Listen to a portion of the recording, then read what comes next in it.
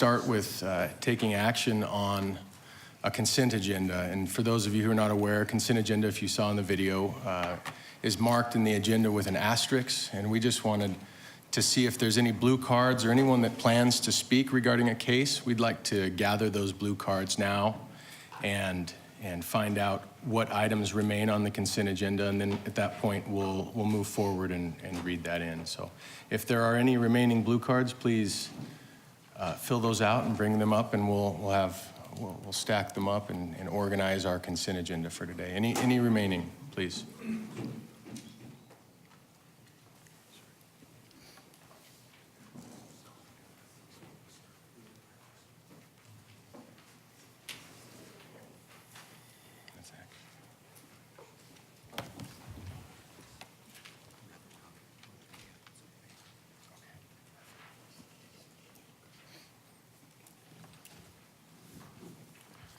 Okay, any other cards? Anyone still preparing one? Maybe raise your hand so we know if we need to be waiting. All right, well, let's go ahead and move forward with our consent agenda. Board Member Boyle will be reading that for us today. Thank you.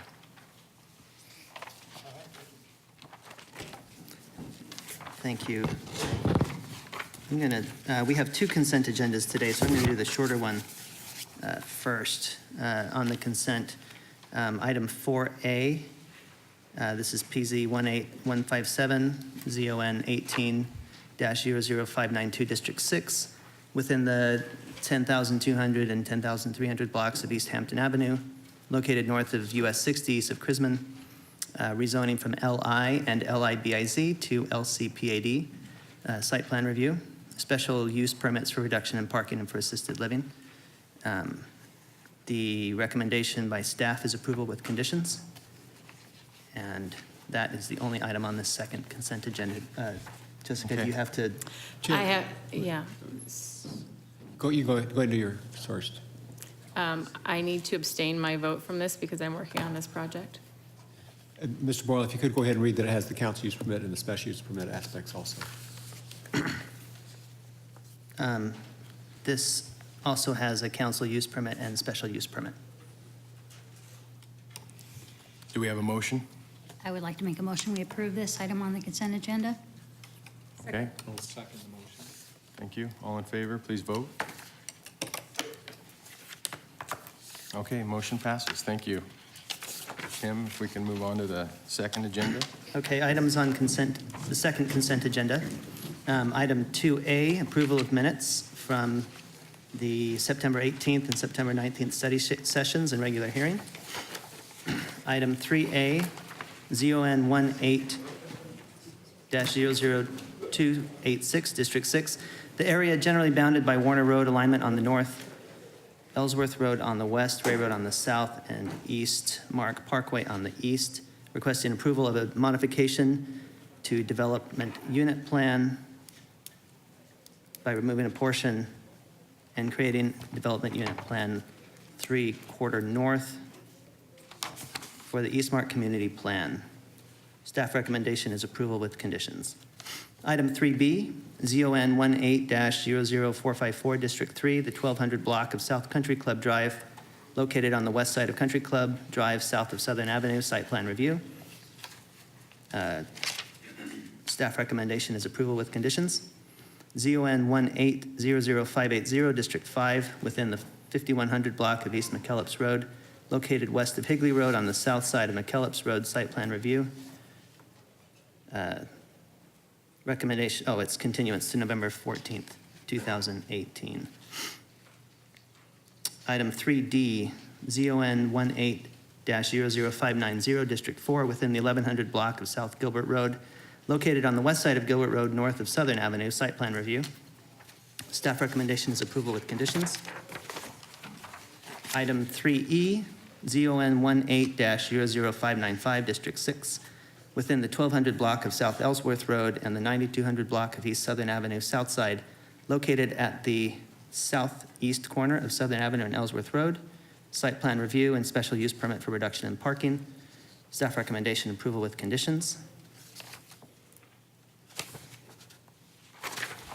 Item 5B, Power Square District 6, 2055 South Power Road, located south of Baseline Road on the east side of Power Road. Preliminary plat. Staff recommendation is approval with conditions. Item 6A, ZON 18-00361, District 4, 244 North Extension Road, located east of Alma School Road, south of University Drive. Council use permit for social service facility and special use permit for parking reduction for a substance abuse social service facility. Staff recommendation is approval with conditions.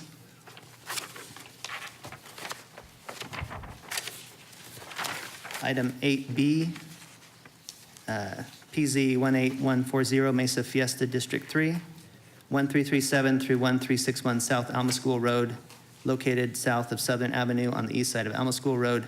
Preliminary plat. Staff recommendation is approval with conditions. Okay, thank you, Tim. Do we have a motion to approve the consent agenda?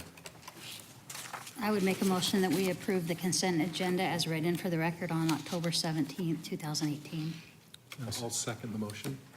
Thank you. Please vote. Okay.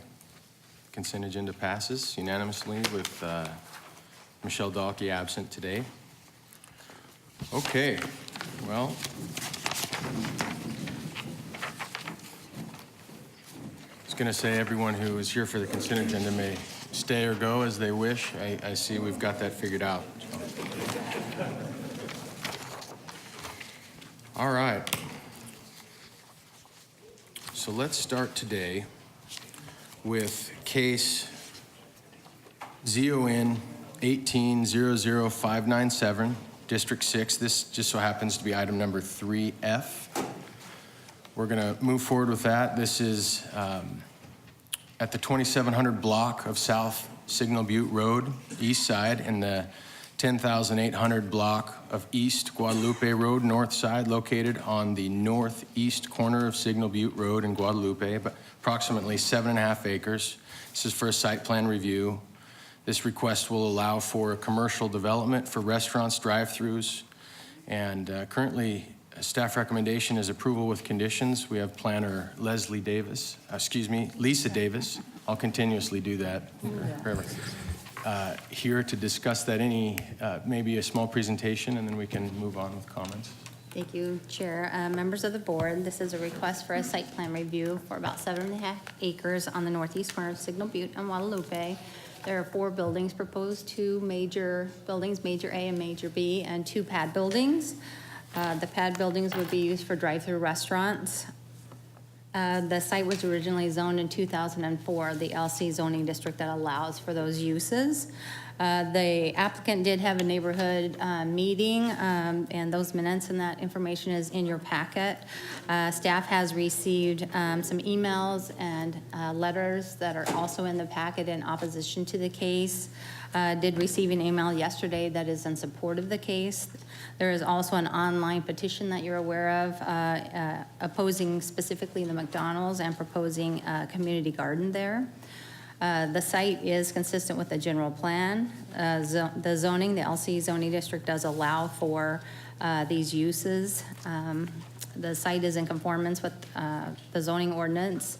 They are requesting to exceed the maximum number of parking spaces, so they'll have to obtain an administrative use permit separately from this case. Staff is recommending approval of the case with the conditions in the report as modified in the study session. I'll be happy to answer any questions that you have. Thank you. Any questions from the board for Ms. Davis? There's some blue cards Yep. for this. Yeah, Why don't we hear those first and then get Okay, into the larger yeah, so questions? ultimately, we can maybe turn some time over to the applicant if they wish to make some comments prior to hearing from the public. Thank you, Mr. Chairman, members of the board. My name is Ralph Pugh, and my office address is 1744 South Val Vista Drive here in Mesa. Pleasure to be with you this afternoon on behalf of the Brown Group, who is the developer of the 7 acres in question. Also, I'm am helping the underlying landowners with development of a portion of the property that lies further to the east. So we're pretty familiar with this corner.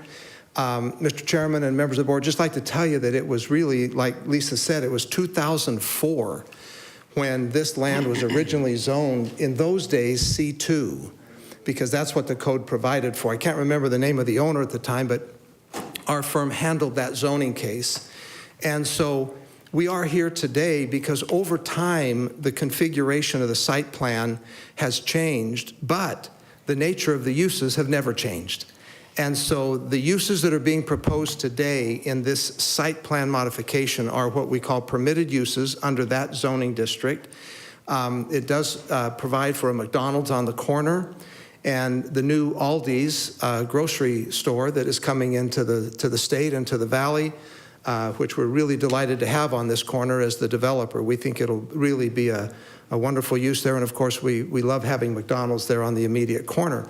We understand, board members, that you've received an online petition or know about it. I don't know anything about it, but obviously there's comments there one way or the other. Find it intriguing that there are those who may want to have a community garden there. Hopefully we all recognize that while that may be lovely, it requires that the community own the land, right? I mean, this is a fundamental thought. So we would ask you today, board members, to please view this as what it is. It is a site plan modification, has nothing to do with the uses, and there are representatives here of both McDonald's and Aldi's. If you have questions for them, specifically about their plan or their site, please ask them. They can address those questions, and on behalf of the overall development, I'm happy to answer any further questions, but we urge your recommendation of approval to move this forward to City Council. Thank you, members of the board. Any thoughts or questions, I'll be happy to answer them. Thank you. Any questions for Mr. Pugh? Mr. Chair, I did have a question. Mr. Pugh, do you have any sense for the employment opportunities here at the McDonald's and the Aldi's? Have you discussed that with your clients? Yeah, no, Mr. Chairman, Board Member Crockett, I don't know the exact numbers. We did have a neighborhood meeting, and the folks from Aldi's were there, and the folks from McDonald's. And by the way, that neighborhood meeting went very well. You'll see that in your minutes. And so consequently, a little surprised today, but there are good employment numbers at both, but I can't recite them for you, Mr. Crockett. Mr. Chair, if I may, I want to Please. update one thing Mr. Pugh just stated. This is actually, as a site plan review, an item that this board will take action on. This will not go on to City Council unless somebody should. Oh, that's exactly. Sorry, Mr. Wesley. Absolutely. Okay. Okay, appreciate that. Thank you. Okay, thank you. Thanks, Mr. Pugh. We'll hear from, at this point, a number of blue cards regarding this item on our agenda, and we'll start with, let's start with Morgan Butters. You are opposed and do not wish to speak. Does that sound right? Okay. And in addition, we have Daniel Butters, who is opposed and wishes to speak. Does that sound right? If we could keep our comments to 3 minutes, we'd love to hear what you have to say. And if when you get here, you can state your name and address for the record, I appreciate that. I'm Daniel Butters. We're at 2565 South Signal Butte Road in Mesa. We belong to the Signal Butte Casitas condo neighborhood there. Our family owns a few units in there. We've been in that area myself. I've lived in that area since I was 8 years old. My wife, since she was even younger than that. We went to Desert Ridge High School just around the corner. We're very familiar with these neighborhoods, and we're very familiar with the type of community it is. We believe that the community sees no need for another McDonald's or other fast food chain in this area. As it stands, there are 4 McDonald's in a 5-mile distance from that lot in question. Not to mention there's a Burger King across the street, as well as a few other restaurants there. For these and many other reasons, we have created a formal petition to block McDonald's from this site and to rezone this lot for agricultural use. To create a community garden in its place. It has been a little over 4 days since the creation of this petition, and yet we have over 800 signatures on there, and that's without canvassing the area, without any holding any kind of meetings, any flyers, anything like that, but we are ready and able and willing to do so if necessary. This community is not the same place as it was back in 2004 when this lot was originally zoned for commercial use. I know there's an industrial park just north of that Sunland Springs Village owns. We've got the Fry's Marketplace across the street, which is busier than all get out. I know when we went grocery shopping this week, we just have a 2-member household.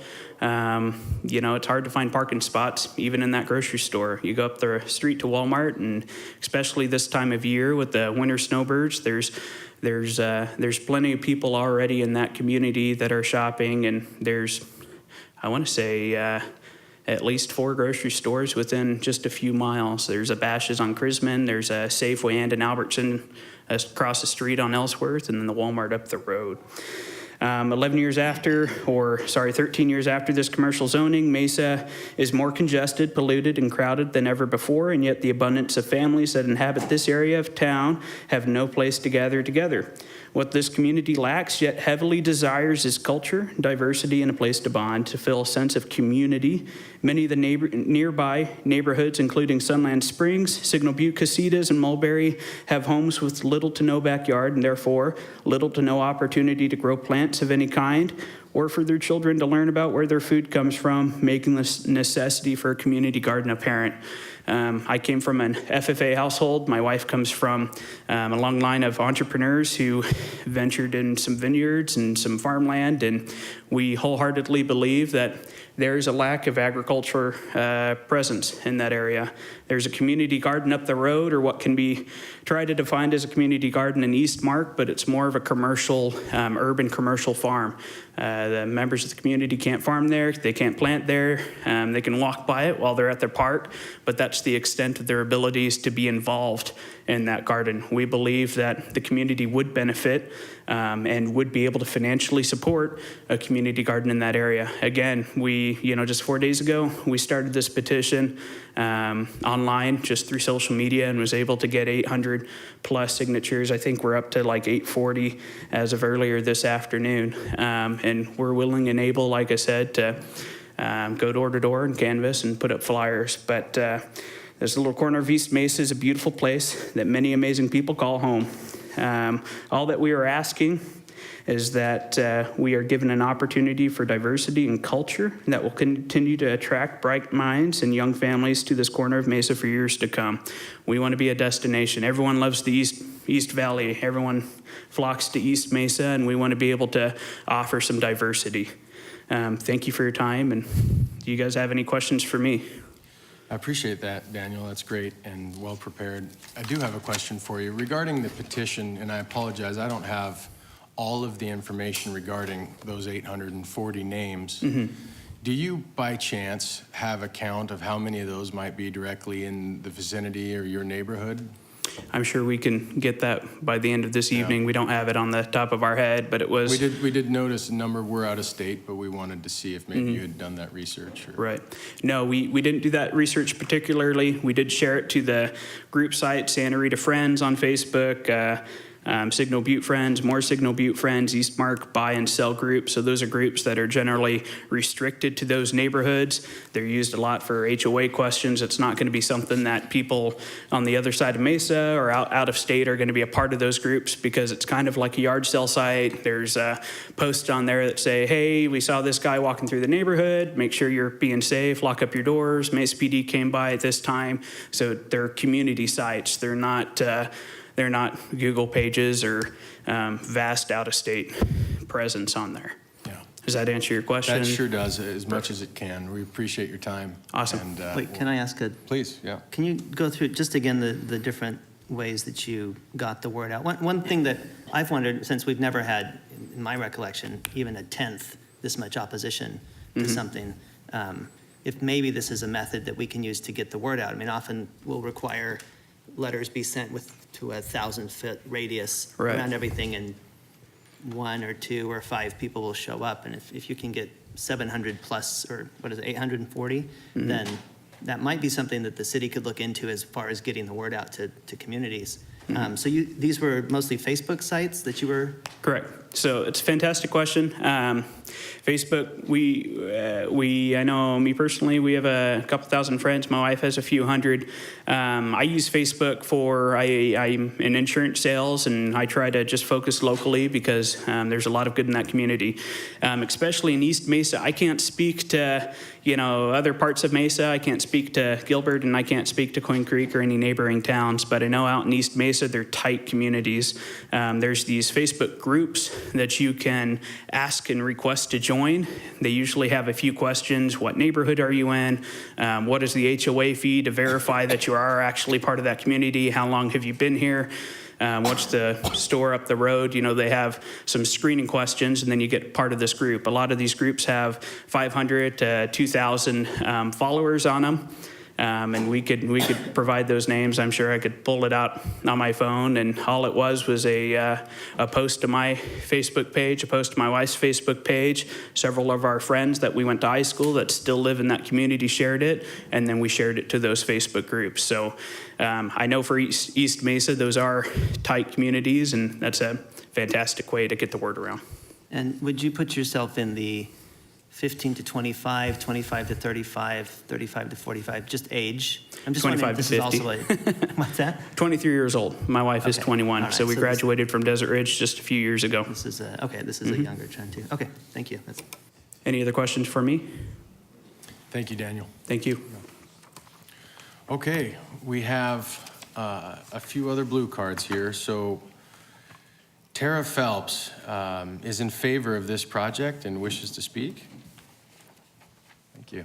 If you could please state your name and address for the record, it would be appreciated. Yes, I'm Tara Phelps, and I live at 10544 East Lomita Avenue, Mesa, Arizona, 85209, which is just a stone's throw from the proposed development. And I know the butters, so I hope I'm not making lifelong enemies here, because I do disagree with them. Although a garden is a great idea, I see it as we have thousands of residences in the 5-mile stretch between Baseline and Ray, and we have one drive-through, which is the Burger King. We have one grocery store, which is the Fry's. It's crazy busy. The gas station's crazy busy. Burger King's not crazy busy, but I'm gonna not comment on that point. But in terms of a new proposed grocery and drive-through, I do support it. I think all of those thousands of residences are looking for that kind of development in the area, in addition, of course, to the tax revenue and all those other concerns.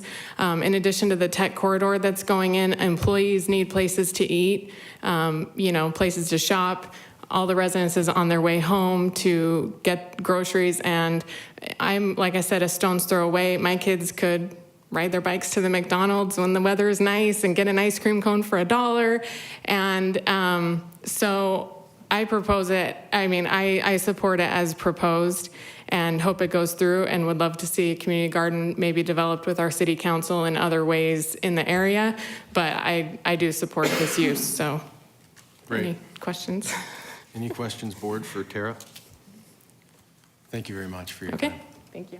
Okay, we have one more blue card here regarding the Aldi property. So same item number, a few buildings on this site. So Wendy Riddle is in favor of this, Riddell, excuse me, is in favor of this project and wishes to speak. Actually, I don't need to speak You don't unless need you to have speak. any particular questions. Wendy Riddell, Barry Riddell, 6750 East Camelback, here today on behalf of Aldi.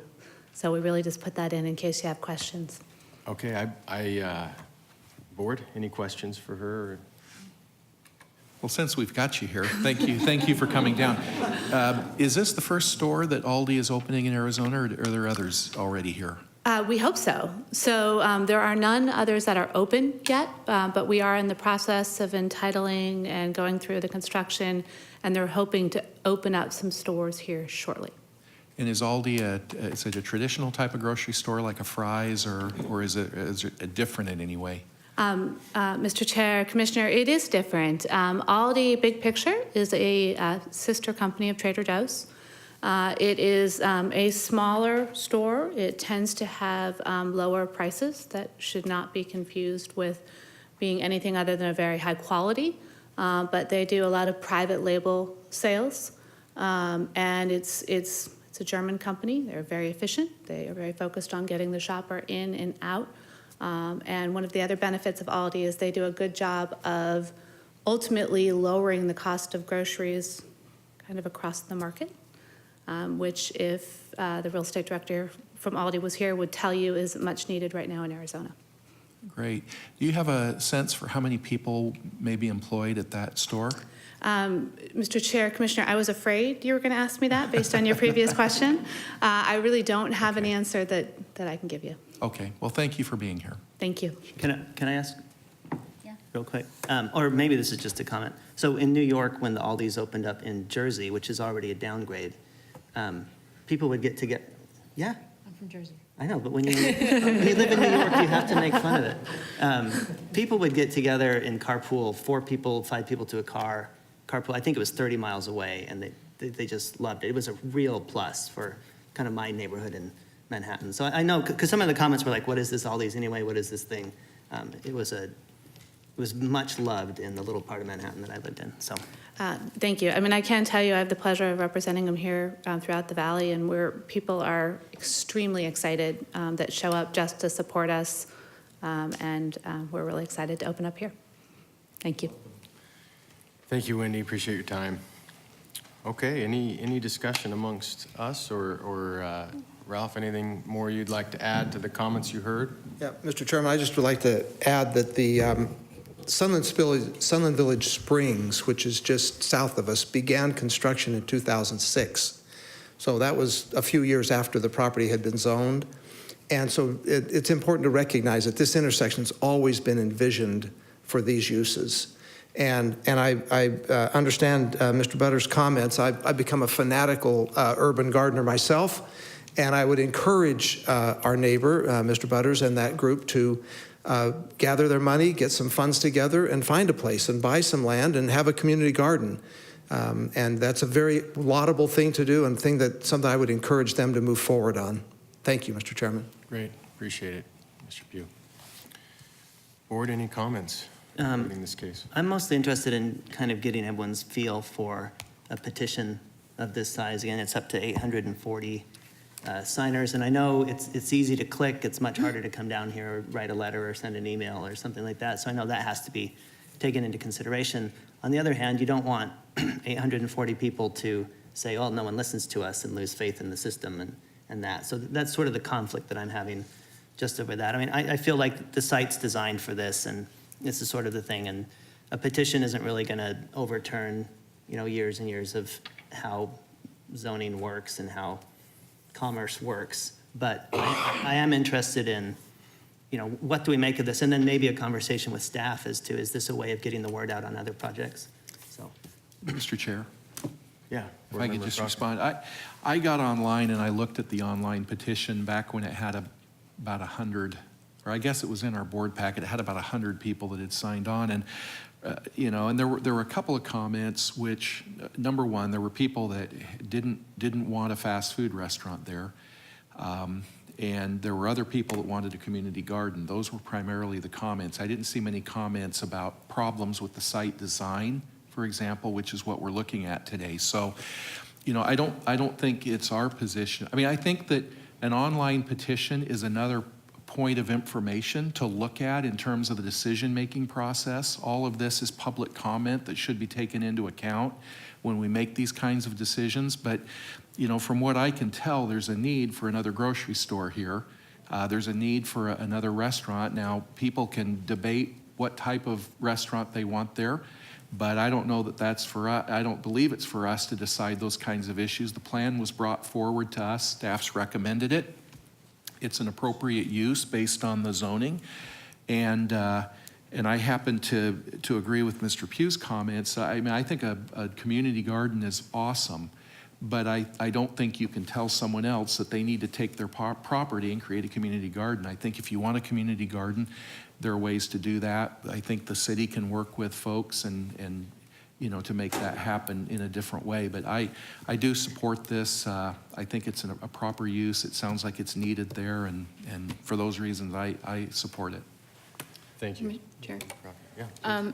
Just in my response is also the fact that we're not, the city is not, and the board is not, we're not going to regulate specific businesses. It's an allowed use under the current. So we're not going to say McDonald's cannot go here, this person cannot go here, and that person. That's not what we do. I think the petition, while motivation behind it was well intended, I think it was misleading. The petition was read as mostly as a petition was to oppose McDonald's in favor of a community garden, and that is not the project that is before us right now. So that's not the question we have. The question is on the site plan. The use is already in play. So again, as my fellow commissioner stated, there are other avenues to go for a community garden. If I had gotten a petition, you get them all the time in your Facebook or wherever, for a community garden, sure, click it all day long. But it would not be at the extent of harming another personal property's owner and forcing them to do something and not letting another person that has something on their property allowed to do it. So I feel like the signatures are a little on top of, I guess somebody mentioned that the location of state where they're at. I feel like it may have just gotten into a social media frenzy, and it was a little misleading, and it was not a face-to-face conversation of explanation of what it really was, what was really going on. Everybody can have their own personal preference as far as the type of business, the actual business owner, but that's not what we're doing here. So I feel it meets what we're looking at. Thank you, Board Member Sarkisian. Shelley? And I guess my opinion, back to the online petition, I think the online petition is a good idea if you could somehow narrow it to those that are impacted for the rezoning itself. I think that's a great idea, to be able to reach out to as many people as we can and have the input. But as far as whether it be on social media, whether it be something else set up that we could somehow identify that it would be really to only send out to and receiving input from those that are surrounding the project and the impact of the project. Again, we don't look at use well, we look at a use, but not specific businesses that go in to these sites. Well, I appreciate your efforts, and I think it's great that you guys came down to talk about it. Just making the effort. I think that's very, applaudable that you end up to come down and you're that passionate about it. I feel the same way as my fellow board members, that I think the city would help you out in any way possible if you found a property that you could purchase or get your neighbors to go in with you on it in your neighborhood or close to your neighborhood. I'm sure that they would have different opportunities to help you build a community garden. But I do support this project just because based on what this board looks at, I support this project. Thank you, Shelley. As far as the use of online petition, I think that's a great example of citizen involvement, but I do give greater weight to those to show up to an open house. If you Google change.org, anybody in the world can land on that site. You can Google from that site, do a search for community garden and come up with multiple entries. You can Google McDonald's on that site and come up with multiple entries. So it's not like it's just the residents of the area. And it was a choice presented between blocking McDonald's and a community garden. That's never the choice that was in front of this board. This board was really just to make the site plan modification, and that's it, not whether we like a personal business or not. So while it can be a great tool, again, for me, the citizen participation report, which in this case was well fleshed out, thank you very much. You know that I'm always harping on that. It gave specific information about who was there and the people in the area who attended and participated. So I'm in favor of this case. Thank you so much. Board Member Crockett, do you have some other Yeah, comments? just one observation. You have a petition now, and you've got a great list of people who are supportive of a community garden. So I think that if there's, something good coming out of that, it's a starting point to make that happen. Great, thank you. No, overall, I'm impressed, and I'm always grateful for those who come and spend the time here. It's so important. That's exactly why we're here, the public meetings and hearing from the neighbors and being a part of the community. And most of what we heard in Mr. Butter's comments we would all agree. I mean, we're looking for a better Mesa. We think people are drawn to it. We want to make it better. And I don't think the intent with what's happening on this site would make it any worse. I think it would make it just a little bit better, and it appears many would be interested in these uses and ultimately in this project going in. So I'm also in favor of it. Do we have any other comments before we move? Yeah, I'd like to make just a few. Staff, has there been any consideration when someone is going to announce a change, or when they have to send the letters out or whatever, of looking on Facebook and finding these friends of, you know, Eastmark or whatever these are, and using that as a means of getting the word out? Is that something that people have just done voluntarily ever, or is it something that we could look into as another way of getting the word out? Chair, board members, we have not, to my knowledge, staff could correct me if they've done it with any individual applicants have worked with, but to my knowledge, we've not specifically used any type of Facebook, social media as part of that citizen participation process in the past. But it does sound like something that if someone wanted to include it, that it could be used as a means of getting out. We'd probably still want to do the traditional letter just to be sure those are going out, but we're always agreeable to anything that can help inform the neighbors about projects going on in their areas. These things get more refined, and we have that ability for them to focus things. I think that could be very helpful, and we can make a note to bring that up as we talk to applicants about citizen participation plans and opportunities to let them know that that is an option that they could supplement their proposals with. Mm-hmm.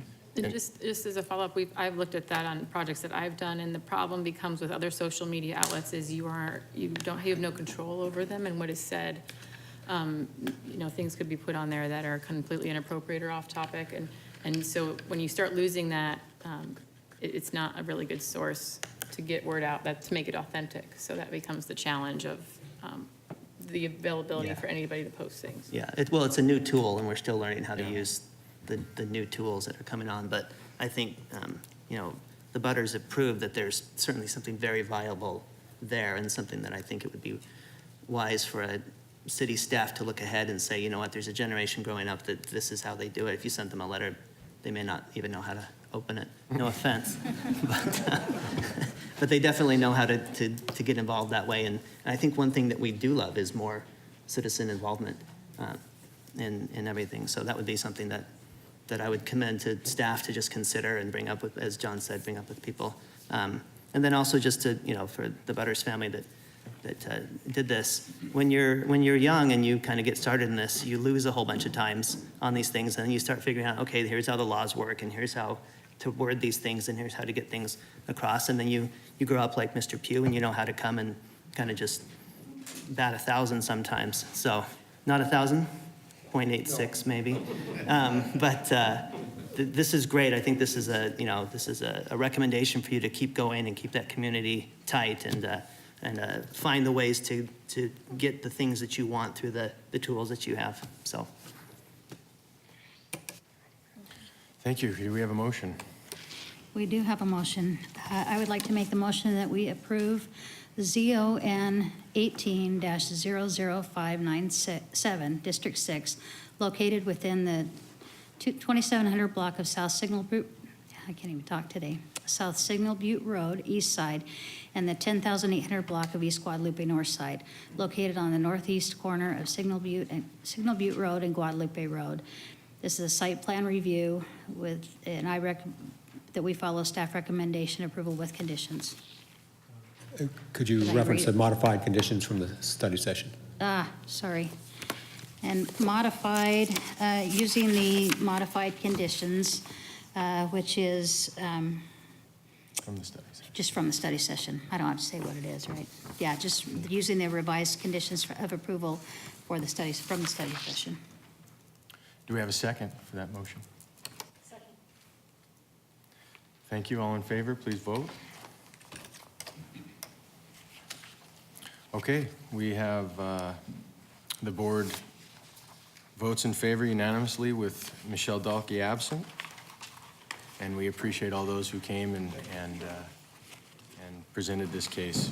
We always enjoy having people here with us to talk through it. So, okay, let's move on today to item, I believe with what we've done, 6B would be next on our list.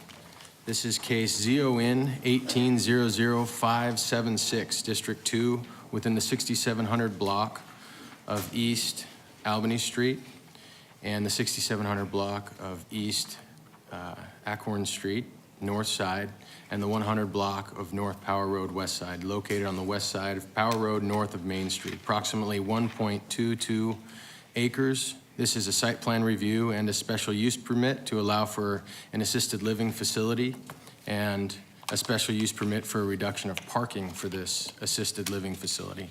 We have case planner Veronica Gonzalez here to work with, and we'd love to hear a presentation, please. Thank you. Thank you, Mr. Chairman, board members. The case before you today is for approximately 1.22 acres located north of Main Street on the west side of Power Road. The request is for a site plan review for an assisted living facility. The facility will contain approximately 23,492 square feet and include 39 units. The property is zoned OC, office commercial, and within that zoning category, a special use permit for an assisted living facility is required, so that is included in this request. Also included is a special use permit to allow a reduction in parking for this particular use.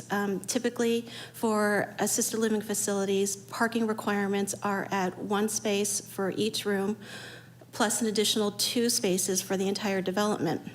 As proposed, the applicant will be providing approximately 46% of the required parking, which would be about 19 spaces. The property is designated as a neighborhood suburban general plan character area, and the proposal is consistent with that designation. Staff is recommending approval with conditions, and I'd be happy to answer any questions you may have. Thank you. Any questions from the board before we hear from the applicant? Okay, if we could hear from the applicant, please, and please state your name and address. And, Thank you. My name's Joshua Ayler, address 1427 North 3rd Street, Phoenix, Arizona. Thank you for your time and giving me some time to give a presentation to you guys. I wanted to go over a little bit of the building and what we are as a assisted living. We're a little different as assisted living. We're a personal care style assisted living, so this is to help out with hygiene, meals, transportation, and medication, but they're fully able, it's not a nursing home, but it's for that stage in life where they need personal assistance all the time, but still able to move around and do that. So as this assisted living, the tenants would not have cars themselves. So this is the reason why we're asking for the reduction. We overall have 19 parking spots, but we do all have a large frontage on the north side and off side. We're not looking at the off street as our required parking, as we know, but we look at it as something we can use as our initial overflow for our staff when we have change out of staff, because we'll have 3 to 6 staff members on site. So when there's a staff movement, that we can have a little bit of overflow on that side. We've been working with neighbors to the south, the property owner to the south. That's another commercial building, which is what takes out of our site, what creates our site as an L. At this point in time, don't want to have parking use, allowing a shared use, but we've also looked at other neighboring properties because we'll have a shuttle for our tenants. So if we have like a high use, like Mother's Day, Father's Day, those types of things, we're looking at other ways to alleviate any kind of extra parking that we would have from visitors. Even though we only have 39, we could see an uptick in flow and parking at that point in time. So at this point, we don't have that actual use, but we have it in our guidelines and ideas. If we do run into issues, this is where we're going to resolve our parking issues. So the rest of the space, if we could get the site plan. The other restrictions of what we have on the site is we have our setback from the residential, which is 25 feet, which takes out a long portion. But the other thing in design for the neighborhood, we didn't want to have any of our traffic come off of the 2 residential streets, just so we would control traffic and it would all stay on Power Road. So that puts us into a limited portion of that entry because we have to stay 100 feet off to the south of the corner.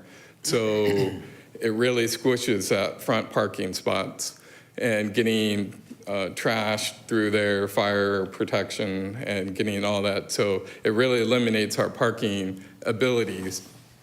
And excuse me, I should have a little water here for myself. But with that and the building foundation landscaping and the additional right-of-way we'll be giving on power, it just really starts to tighten up the site. And so we designed the site that it would still work for our tenants and what we would need for parking. Because we initially started actually at 44 units, and we had actually already reduced it by 5, and to get the project to work, we're kind of tight at the 39 units. So that's about what we have at this moment in time, and if you have any questions for me. Okay, I appreciate it. Any questions for the applicant? Go ahead. Board Member Crockett? Yes, you'd mentioned that the residents won't have a car to park there. And my question is that because the residents prohibited from parking on site, or is it just a fact of the age of the residents and they're not very mobile with respect to a car? Our parking plan is our tenants wouldn't own cars. So by the age and the abilities at that point in life, they just won't have a car. And so if you come to this establishment, then as a tenant, you wouldn't own a car. Okay, but I guess my question is there anything in the contract they sign to stay there that prohibits them from having a car? Or is it just more of a function of? Okay. Okay, well, this is one of our. If you could, if he wishes to speak, if we could have your name and address prior. Yes, hello, Joseph, and I live in 913 Main Street, Arizona. Okay, the question was if the person is prohibited or not.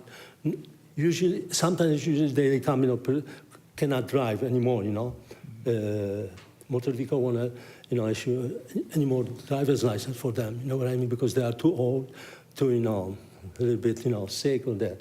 So it's like, 99% is without driver's license, you know what I mean? Okay.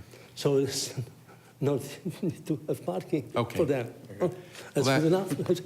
That answers my question. Okay, Thank you very much. Thank you. So it's not actually a restriction.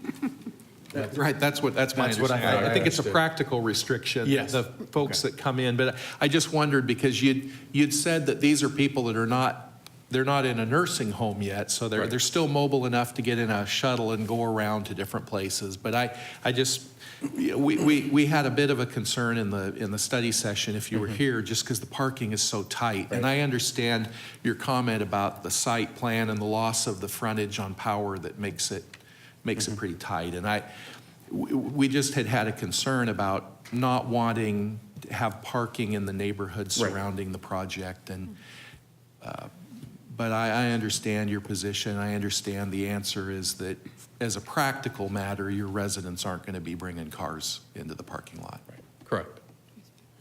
And then as a follow-up to that, actually, I think if there's a way we could get it be a requirement or a note, something that they agree to when they come in there, just for the fact that people are aging and being able to do things longer, despite needing some assistance and would go into a facility like this. Also the fact, personal experience, my grandfather could not drive, but he wanted to see his car. And so he saw it outside his window every day. And so you'll get requests like that. And I think it would make us feel better. And then also as an owner and how you manage when people come in and make requests like that, you can put it clear as day as saying, well, this is not for that purpose. I think if that would be something helpful that we would like. Can I talk to my client? Just because it's such a significant difference in required parking. Shelley, would you like to make comments while we're waiting? Actually, I wanted to ask him a question. Okay, so- well then we'll hold for just a moment. Please. While you're waiting for that, while that, you may be possible, enforcement of such a condition on the city side, I think, would be pretty difficult. Right. So I had a couple of questions for you, and one of them is, what is the number of employees that you have at your site? Well, at any one time, it's 3 to 6. 3 to 6? Right. And then changeover is 12, right? Because when it could be up to Well, 12. No, Yes. it would be 3, yes, While they're overlapping. while they're overlapping. 6 would Yeah. be the maximum. And my question is, because you talked about possibly having the employees park down the side streets on special occasions, which would be Mother's Day, Christmas, Thanksgiving, different things like that. Have you, and this, there again, we talk about enforcement on the city side, and just as a safety factor, I assume that you probably got a plan in place for people that do end up parking. Yes, and in working with staff, that we've creating a policy that one will be passing out to the neighborhood once we get operational, if we get operational, that has communications and one to the general manager or someone on site to say, hey, you're overflowing into our neighborhood. And then we have a policy of what to do, how to identify cars and say, okay, we need to bring these in or move them to another site or to those operations. Okay. Thank you. I just did have one follow-up, and I support the project, but on this parking thing, there's just a little bit of a nagging concern that I have, because the days when you're going to have the overflow parking, Mother's Day, Thanksgiving, Christmas, New Year's, are also the days that in those neighborhoods where they're going to have family over, and there's going to be sort of that overlap. And so I don't know. I'm not proposing anything really to do differently, other than I appreciate the fact that you're going to do a good neighbor policy. I think that's wonderful. If you'll just be sensitive to the parking issues and make sure you are a good neighbor, and I know you will be on the parking issue. Right, and that's part of what my client and I have worked with, and we've focused on this parking since it is the biggest issue with this site. And we've gone over multiple times how we're going to do it with the protocols, and we've talked about putting a sign on the site for a phone number so a pedestrian can walk by, so they're not looking for a piece of paper. So there is a direct communication that's saying, okay, here's how we're dealing with the parking overall. I have a question for staff regarding this. Say another owner comes in? How does that work? Does it transfer with the owner, with the land? Do the agreements have to continue? Mr. Chairman, Board Member Sarkisian, the parking reduction in this case is for this type of use on this property. So if we were to get another user here, the parking reduction would not be automatic for that other use. It would only be for an assisted living facility on this location. Right, so if it's another assisted living facility coming in, they would still get the parking allowance, but they would follow the same good neighbor policies and everything else? Correct, yes. I have one for staff too. Are there different kind of grades of assisted living where some do have cars and some don't? Or is it all one, kind of all in the same category? Chair, Board Member, as far as the City of Mesa zoning ordinance goes, we just have one category. They're often in the same category. And then I know there was talk of a sign. Is that for sure going to happen? Is that in the stipulations, or is it just sort of we hope there's going to be a sign that kind of lets them know? Mr. Chairman, Board Member Boyle, we do not have a specific condition of approval at this time in this case for some type of signage. The sign code does allow for some portable rigid type signs that could be placed on the property, but we don't have anything specifically stipulated for this case. So, is that a condition that could potentially be added Chair, Board Member at this Boyle, time? my thought on it is, and Ms. Gonzalez, I believe we're still finalizing the good neighbor policy. I think the good neighbor policy, we won't accept it unless it has that statement in there that they will post conspicuous place. My thought is it's just inside the front doors or someplace like that, the phone number, manager's name, so that anybody could very easily see it. And that through that stip we already have on the good neighbor policy that we will get that. Okay, so you guys are Yes. paying attention to that. One other thought, and this would just be maybe for everybody. With the required amount of parking, there would be more than one handicap accessible space. And I don't know if this is something that people come in and out very often, but, having one space, again, having so little parking already concerns me. Having just a single handicap space concerns me a little bit, but you guys run these things. I mean, maybe it's very rare that you have two people coming in or coming out that need the handicap. Yeah, I parking. mean, Is that it's a typical for you? normal use, and ADA requires 1 per 25. So at this development, it's standard amount of handicap and ADA requirements. It is, because normally the visitors are younger in age to And so people aren't taking someone somewhere and bringing them back very often? not very often. Okay. Okay, any other comments prior to? Just very briefly, I like the idea of including in the good neighbor policy, the offer here to post this on a sign somewhere where it's visible. I appreciate your willingness to do that. I think that'll help alleviate any issues that the neighbors may have, and I'm comfortable with including it in the good neighbor policy. We appreciate your time today and coming and explaining the project, helping us better understand what you're doing. Great. And we'll at this point, discuss it amongst ourselves. If we have any additional comments as a board, or if we're ready to make a motion, let me know. I feel as though personally, we have heard kind of all the right responses. I am nervous that we'll run into a parking. I'm almost expecting there'll be moments that we do run into this issue. I don't feel like we're gonna get around it, but with the good neighbor policy, with everything that's in place, I also feel like the neighbors will have the opportunity to voice a quick concern and get to a point where it could be resolved. And hopefully everybody's willing to work together. That's what we always expect and hope. So that's my thinking. I'm generally in favor for the project. Parking, it's concerning. I don't see great options for making it much larger. So I see what they're doing and why. And would hope that everyone kind of lives up to their thinking on making sure that the neighborhood stays, less cluttered and then not too many vehicles taking advantage of that on occasion. So, Yeah, otherwise, never again. yeah.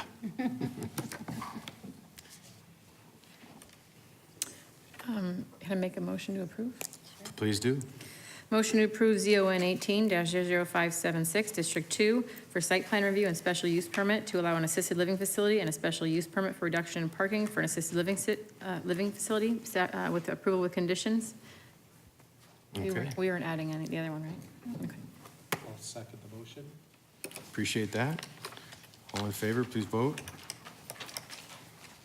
All right, the motion passes and unanimously with Michelle Dalkey absent. Thank you all for being here regarding that case, and we'll move on here to Section 7 in our agenda today. Mr. Chairman, Please. could I address that before we move into that? Please, yes. Yeah, with respect to agenda items 7A, 7B, and 8A, which deal with Bella Encanta, I have, one of the owners of that applicant is someone I've done legal work for, or at least his business entities I've done legal work for in the past. So while I don't see a legal conflict, I'm going to recuse myself on these 3 items just to avoid any appearance of a conflict. Okay, I appreciate that, Board Member Crockett, and we will move forward with those 3 items and invite you back up once we finish up here.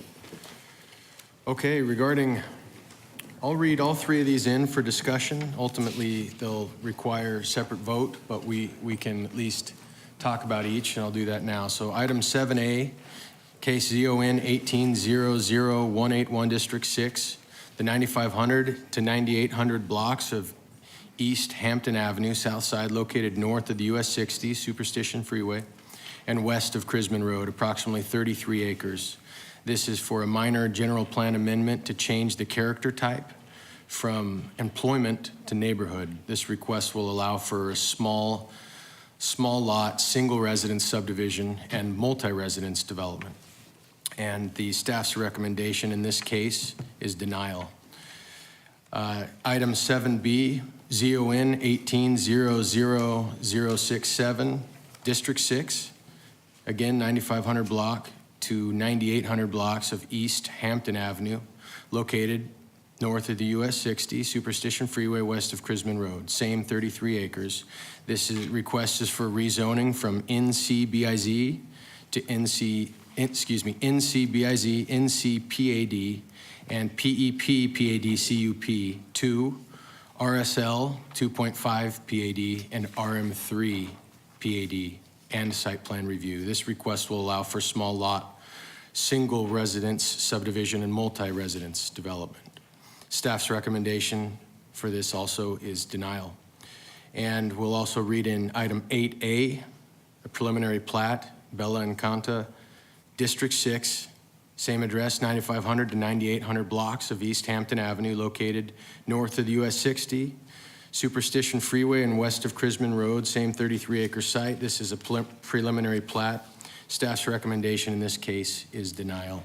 And we have case planner Lisa Davis over on that side. Yeah. You made me, you did that to me because of what I did last time with your Thank name. you, Chair. Anyway, so we have Lisa Davis. Please help us get a little more clear on this project, and then we'll hear from you. Thank you. Thank you, Chair, board members. Just to give you a little bit of general area of where this is located. So it's just north of the US 60 Superstition Freeway. It has Crisman Road to the east side of it. Actually, there's a 15-acre PEP PAD development on the east side of the proposed Bella Encanta. There's also the Home Depot across the street and the Mountain Vista Medical Center in that vicinity. Also over on that side was the Granda Vida that you saw on your agenda tonight that was approved as part of the consent agenda. Can we get Lisa, the you power? don't- Yeah, can Is we that- get the PowerPoints on our screens? Thank you. Okay. Okay. Okay, as part of the consent agenda, that Granda Vida here on the east side of Crisman Road. And then wanted to point out, we talked about on the study session yesterday, on the north side of Hampton, we have this 10-acre site that's zoned RM2, that was zoned in 2017, along with this PEP site that's further north off of Southern Avenue. So the case, or the proposed site here is this 33 acres on the south side of Hampton Road.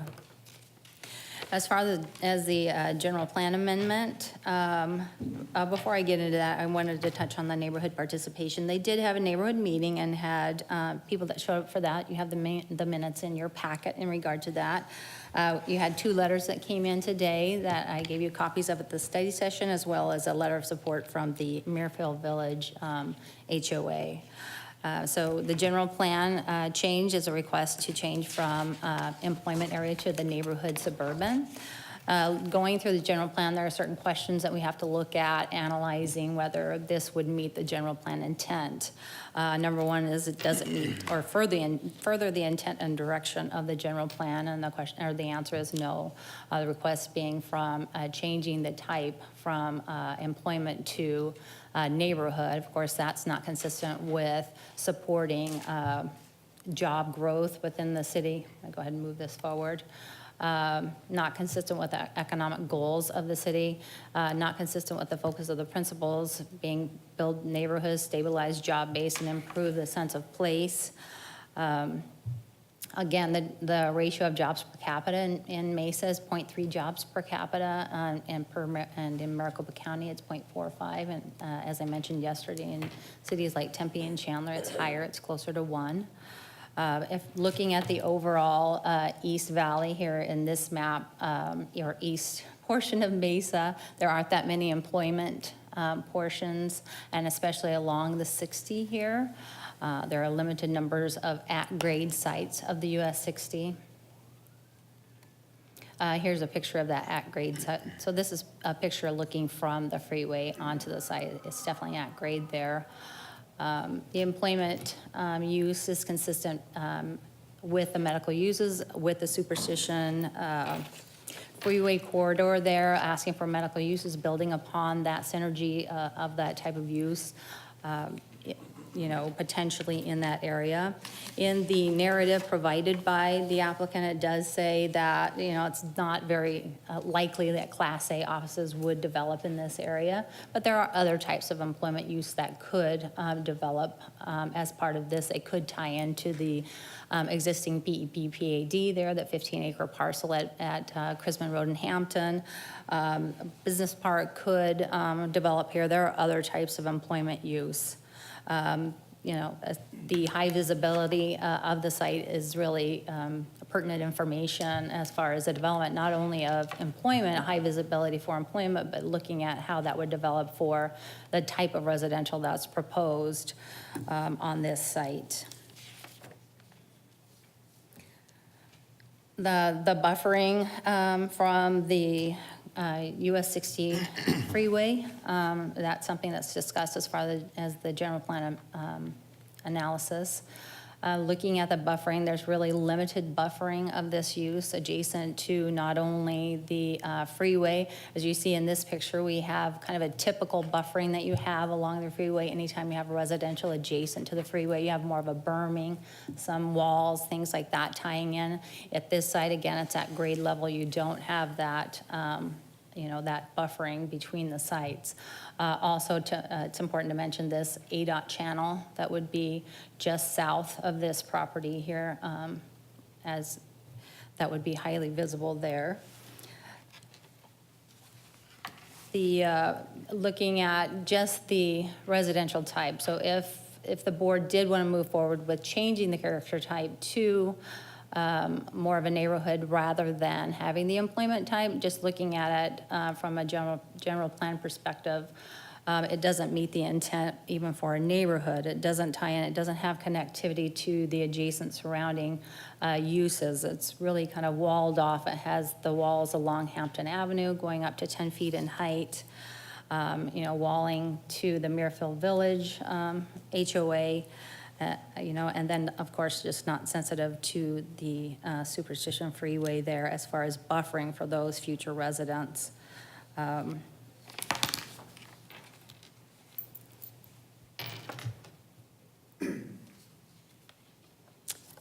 In conclusion, staff is recommending denial of the general plan amendment, requesting from employment to the neighborhood use, moving into the rezoning and the site plan.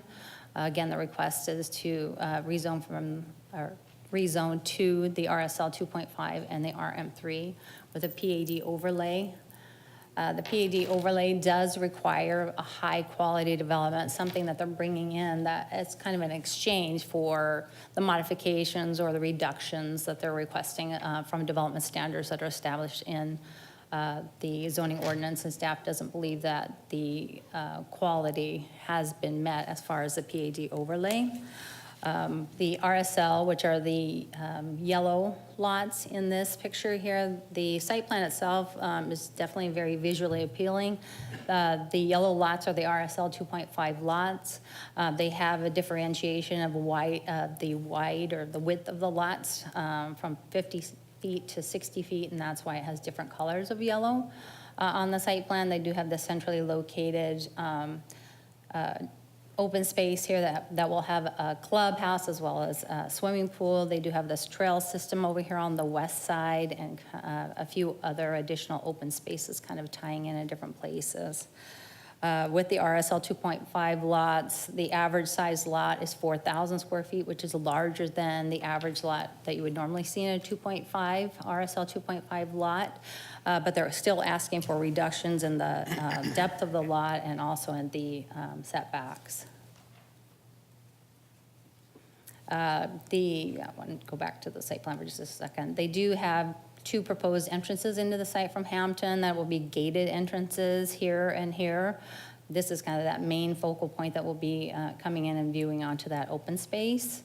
This is just a view of that. It's very nicely designed entry feature there with the name of the project on it, as well as the layout of the gates. I included this rendering of the bins and how that would be located, the large bins for the condominium project. The RSL 2.5, in this site, or in this slide, I'm showing the setbacks that they're asking for a reduction of. They're including a lot depth reduction from 75 feet to the 72 feet. The front yard setback reduction, as well as the rear yard setback reduction to 10 feet 6 inches. And side yard at the street side would only be 5 feet, as required would be 10 feet. It's important to note that in the RSL district, no coverage is required, so they could build right up to all of those setbacks. And really, in the house plans, they are building right up to those setback lines. In the RM3 district, oops, where's my mouse? Which are the condominium buildings. So in each one of the buildings, there are 7 residential units, and then they are clustered together to create kind of a 14-unit cluster of homes. And so one private drive accesses the 14 units. Each unit has a garage. 5 of the 7 in each building is a 2-car garage. 2 of the units just have a single-car garage. There are at least 3 spaces within this diagram that shows some visitor parking. There would potentially be maybe some parking along the street in small spaces for some visitors to be able to park out here and then walk into visit, people that live within this development. The concern is the distance that people are walking. As a policy, it's been 150 feet. SEPTED has also weighed in just in the policies of SEPTED is, entrapment, kind of this design of these 14 units, and you have a car coming in and you're kind of entrapped back here. That's another concern with the design of this.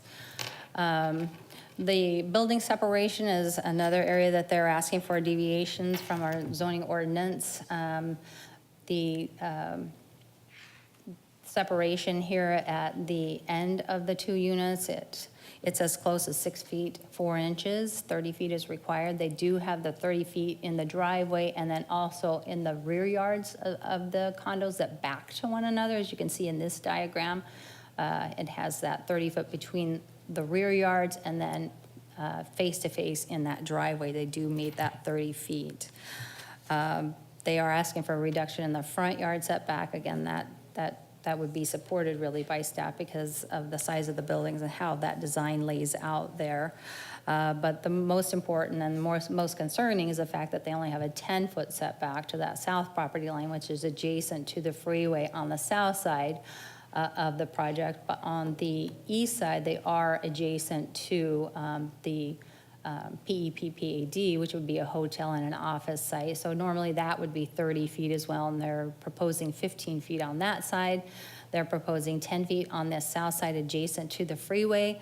They do have a couple of buildings that would be at 17 feet, but still there would be concern with livability of trees and how would landscape survive, getting into some of those concerns in regard to survivability and sustainability of the project itself, not just in the landscape itself, although there is concern with a lot of hardscape and how do those trees survive within this driveway, adjacent along this south side being such narrow spaces with asphalt and masonry walls, how does that survive? But also just livability for the people within these condos.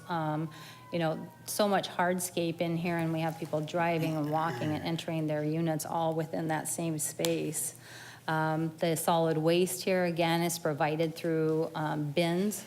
So the folks that live in the condo units would be taking their solid waste to these bins, which are the big metal bins located in different areas throughout the site. There would be concern just for noise when that pickup, not just for the condo units, but also for the single residences that are adjacent to those bins. I'm just going to check, see what I need to Single hit on. residences are using cans of some sort? Yes, they would be using the barrel services. Barrels. So the small lots have been, they would be using the barrel service that you would normally have, yes. Oops.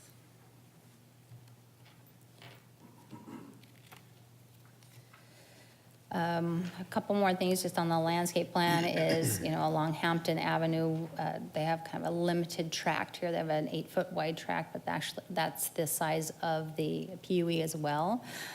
Trees would not be allowed to be planted in that PUE, so there would be no trees, especially directly adjacent to those lots backing onto Hampton Avenue.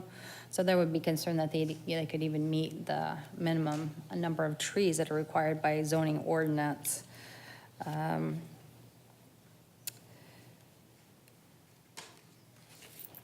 They do have an I 8. hit on pretty much everything as far as some of the concerns that staff has. I think it does meet the RSL design elements. It was required to have 6 elements. They have met those requirements. Grading and drainage.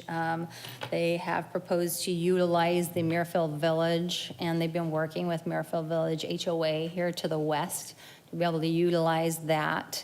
In the future, they provided some framework of how that would lay out, and future steps would need to be made with that. Mesa Public Schools did provide a impact study that's within the report. Again, staff is recommending denial of the general plan amendment from employment to neighborhood, and we're also recommending denial of the rezoning and site plan and the preliminary plat. If the board does feel that it is time to change the general plan character area, the board or the staff is recommending that we at least continue the rezoning and site plan and the preliminary plat. With that, staff is recommending denial. I'd be happy to answer any questions that you have. Okay, thank you so much, Lisa, for that in-depth explanation, and I believe we've got a couple of comments. I just have a question real fast before we hear from the applicant. And just a clarification, make sure that I understood it correctly, that you had one of those slides that showed 30 foot, but was it, I think you said 30 feet between at the rear yard between the buildings, or was it 60 feet? Was it 30 each to make it 60 feet, or is it 30 total? Chair, Board Member Allen, it's a total of 30 feet between the two So it's buildings like at the 15 rear. So 15-foot rear 15 yards. foot, okay. Yes. Thank you. Okay, any other questions for Lisa before we move on to the applicant? Okay, we'd like to invite the applicant to present. If you'd please state your name, Mr. Anderson. Mr. Chairman, members of the board, good afternoon. Reese Anderson with Pugh & Lake. My office address is 1744 South Val Vista, number 217 here in Mesa. If you give me a minute, please, I'll just upload this PowerPoint presentation. Thank you.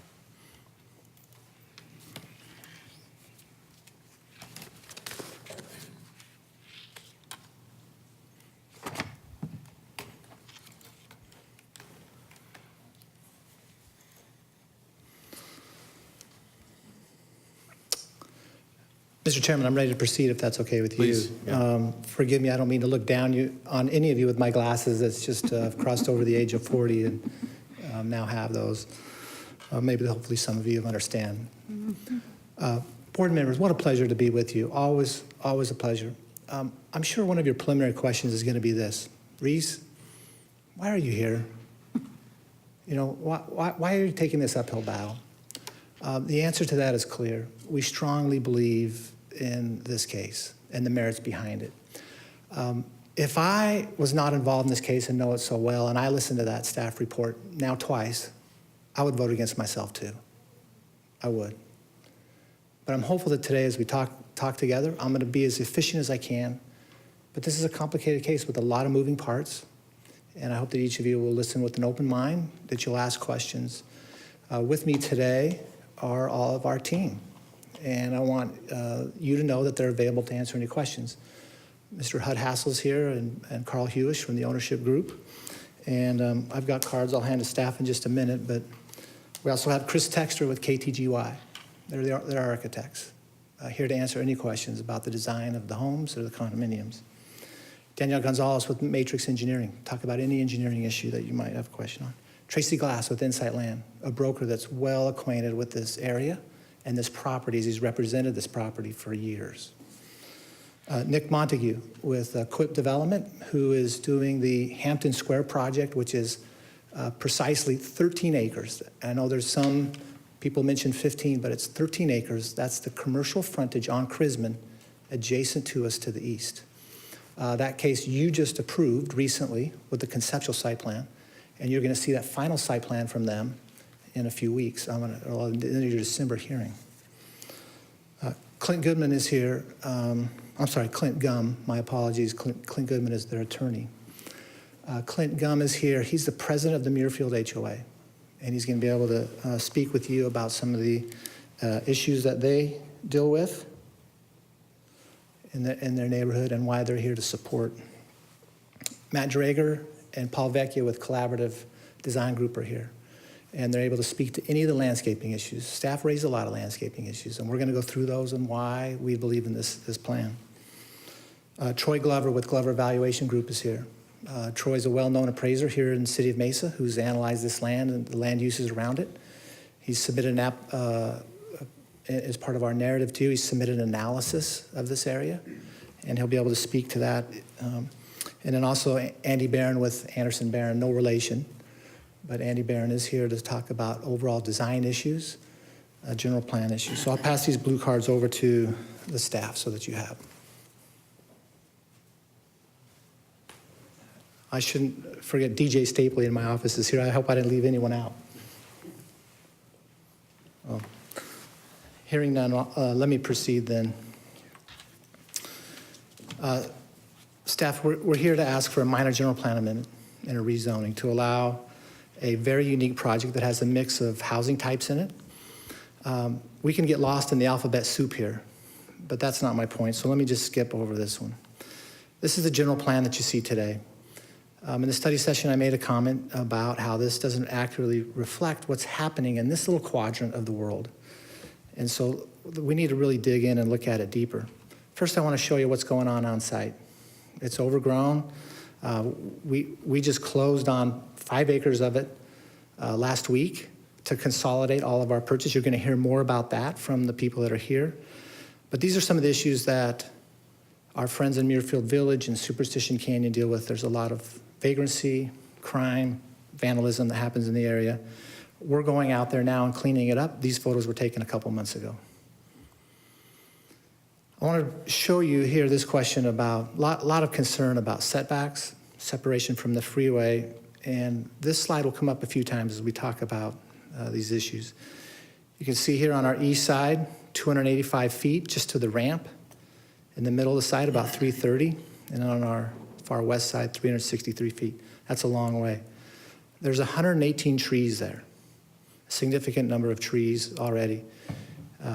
We've been out to the site. If you've driven past it, you'll see that, yeah, there's some windows where you can see through, and there's others where those trees block the view. Let us start, if we could, with the general plan and see if we can bite this off in manageable chunks. The general plan here has been shown as employment for over 30 plus years. Not once has anybody had any realistic, viable projects for employment on this site. 2 times the prior owners had Opus make a run at it and could not make it work. They had LG make a run at it and couldn't make it work. There's significant issues with the sewer connections. There's, more importantly, serious problems with just what's happened in the area. General plans are general. They're a guiding document. They're not meant to be rigid and inflexible, and yet that's what's happening here. And I think because the staff is saying to you— Can I interrupt you just for a second? Of course you can. Go back and tell me how long has this been on the market? I missed that. I'm sure you said it when I missed Yep. it. Superstition Chrisman Partners, who we purchased the land from, and Nick Montague and Quip Development Services purchased land from, has owned that property for 30 years. Okay. 30 plus years. You're going to hear from Tracy Glass, Board Member Allen, that he's been involved in this area for 15 years and actively marketing it for 30 years. I mean, for 5. I misspoke. But at 30 years, and you're going to see an email from Susan Demet, who represents Superstition Chrisman Partners, that they've been marketing it for 30 plus years. The most important thing to remember here is the existing and established land uses that are there on site today. Do not make this an attractive site for employment uses. What's really needed to support projects like Grande Vita, who we fully support. What a wonderful project. But those are happening between Chrisman and Signal Butte. They're not happening on the west side of Signal Butte. And so when we look at those things, I think it's more important to look at it as a whole and say, what kind of uses do we need to support that? And clearly, housing for the employees that will be there is a critical one. We'll show you a map later. There's a lot of mobile home parks. There's a lot of RV parks in the area. And you're going to see this is ground central for age-restricted communities, which makes the demographics for this area drop down considerably. And that's why this is not the prime area on this west side of Chrisman for an employment-type use. Let me just walk you through again when we talk about existing and established land use patterns. You can see the Bella Encanta site. Again, just to our east, you can see the recently approved office, retail, and hospitality. Home Depot across to the right. You can see there's Christ Church of the Valley, a great neighbor to have, but not an employment generator. There are expansion properties to the west. There's an assisted living to the north of them, a fast food's going in on the corner, U.S. Post Office. Then conceptual office was approved along with right below it says residential, that's Chrisman Estates. You were given an email this afternoon from Brennan Ray, who's the attorney for Bruce Dunn and the Chrisman Estates project.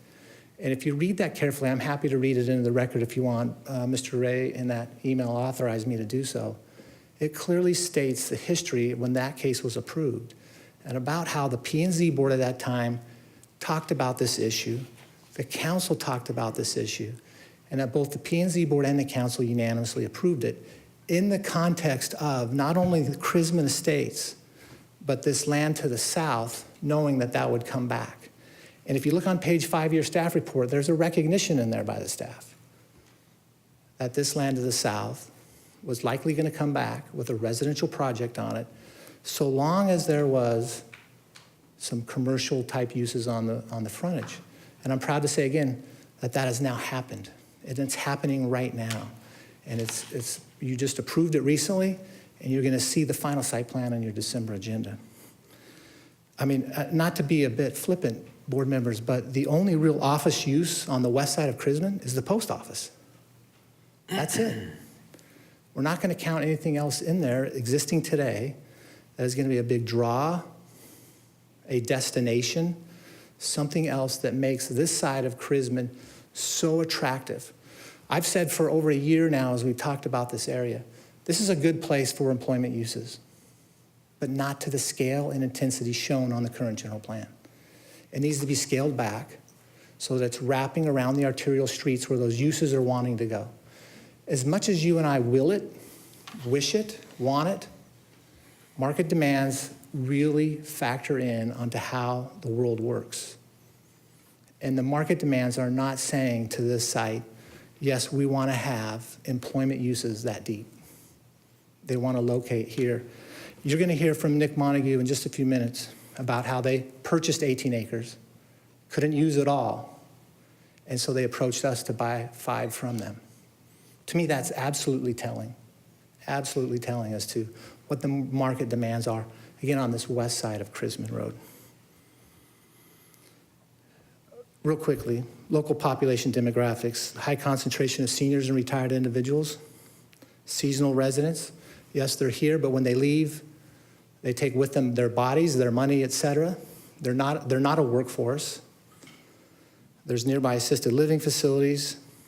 There's a lack of labor market in the area, and the median household incomes. Tracy Glass can speak to some of those things as well as Troy Glover. Let me quote from one of the letters from, I believe this one's from Tracy Glass, who said, many prospects have felt the property is too far from the core of activity that drives large employment park, such as the population base, concentration of other employment centers nearby, lower median age, higher income with trade area, and especially proximity to Sky Harbor Airport. I know the staff said, hey, this has great access to the airport. Airports, plural. But there are a lot of open spaces closer to both of those that make those sites more attractive. Again, you're just not seeing those uses or those demands here. This is the map I referred to earlier. Everything in blue is an age-restricted community in the East Valley. The yellow star, where it says Chrisman US 60, that's that intersection.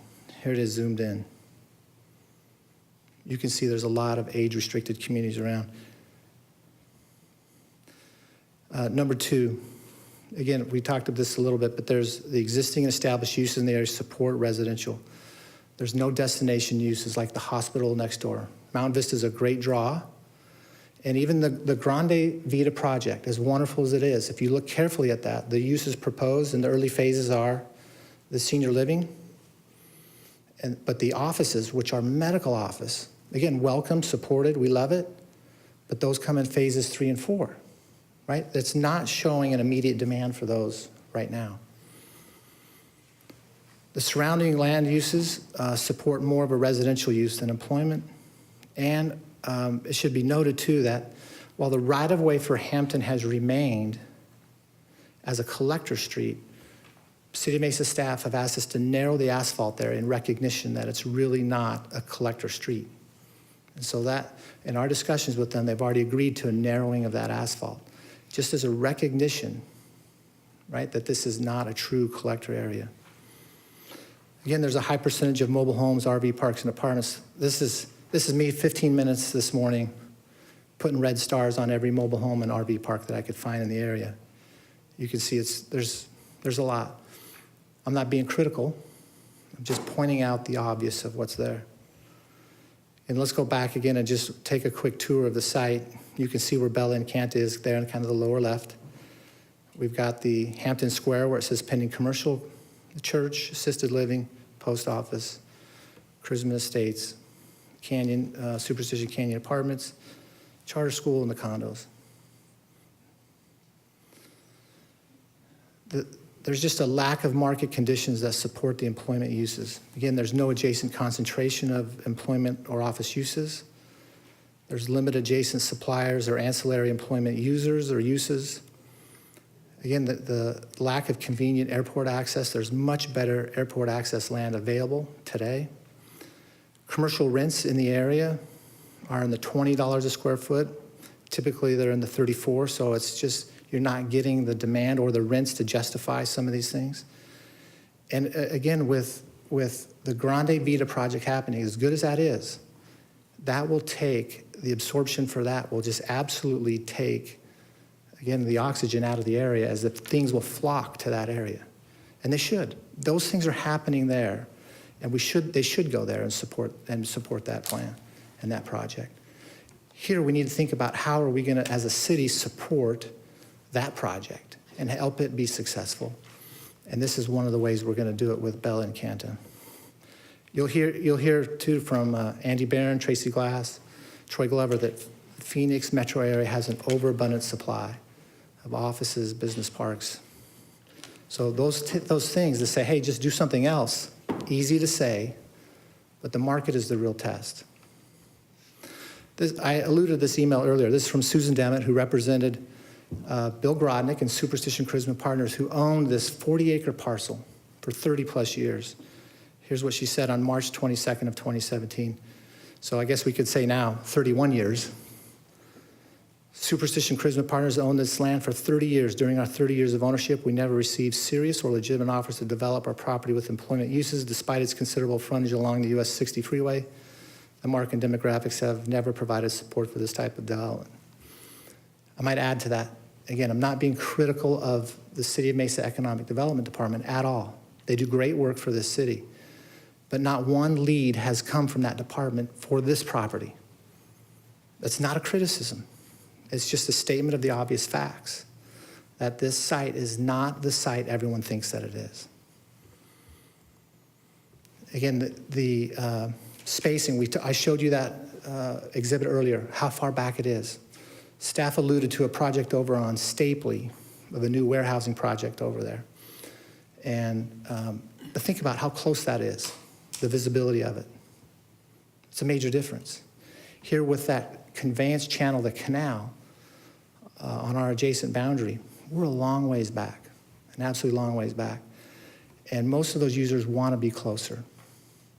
Now, you might compare and say, well, just across the street on the same agenda, you approved the Grande Vita project, but that project really is a destination, feeding off of the uses of the hospital. Again, there is no arterial frontage here on the Crisman Road.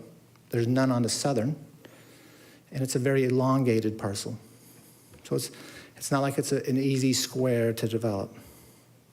Again, just to refresh your memory of how far back we are from the freeway, and again, you can see the canal that's along there. Mesa has several very other large areas with existing and future employment centers. There are a lot of those around.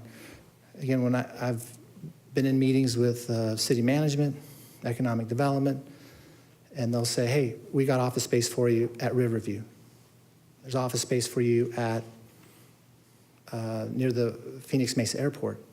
This is not one of their top sites. Again, I'm not being critical. I'm just stating the obvious fact. Again, just to remind us of the context of where we're at in this area.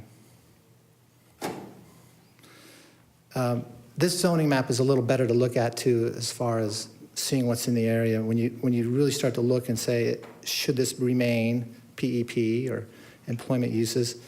Again, look at the church, zoned RS43. The assisted living has an LC designation.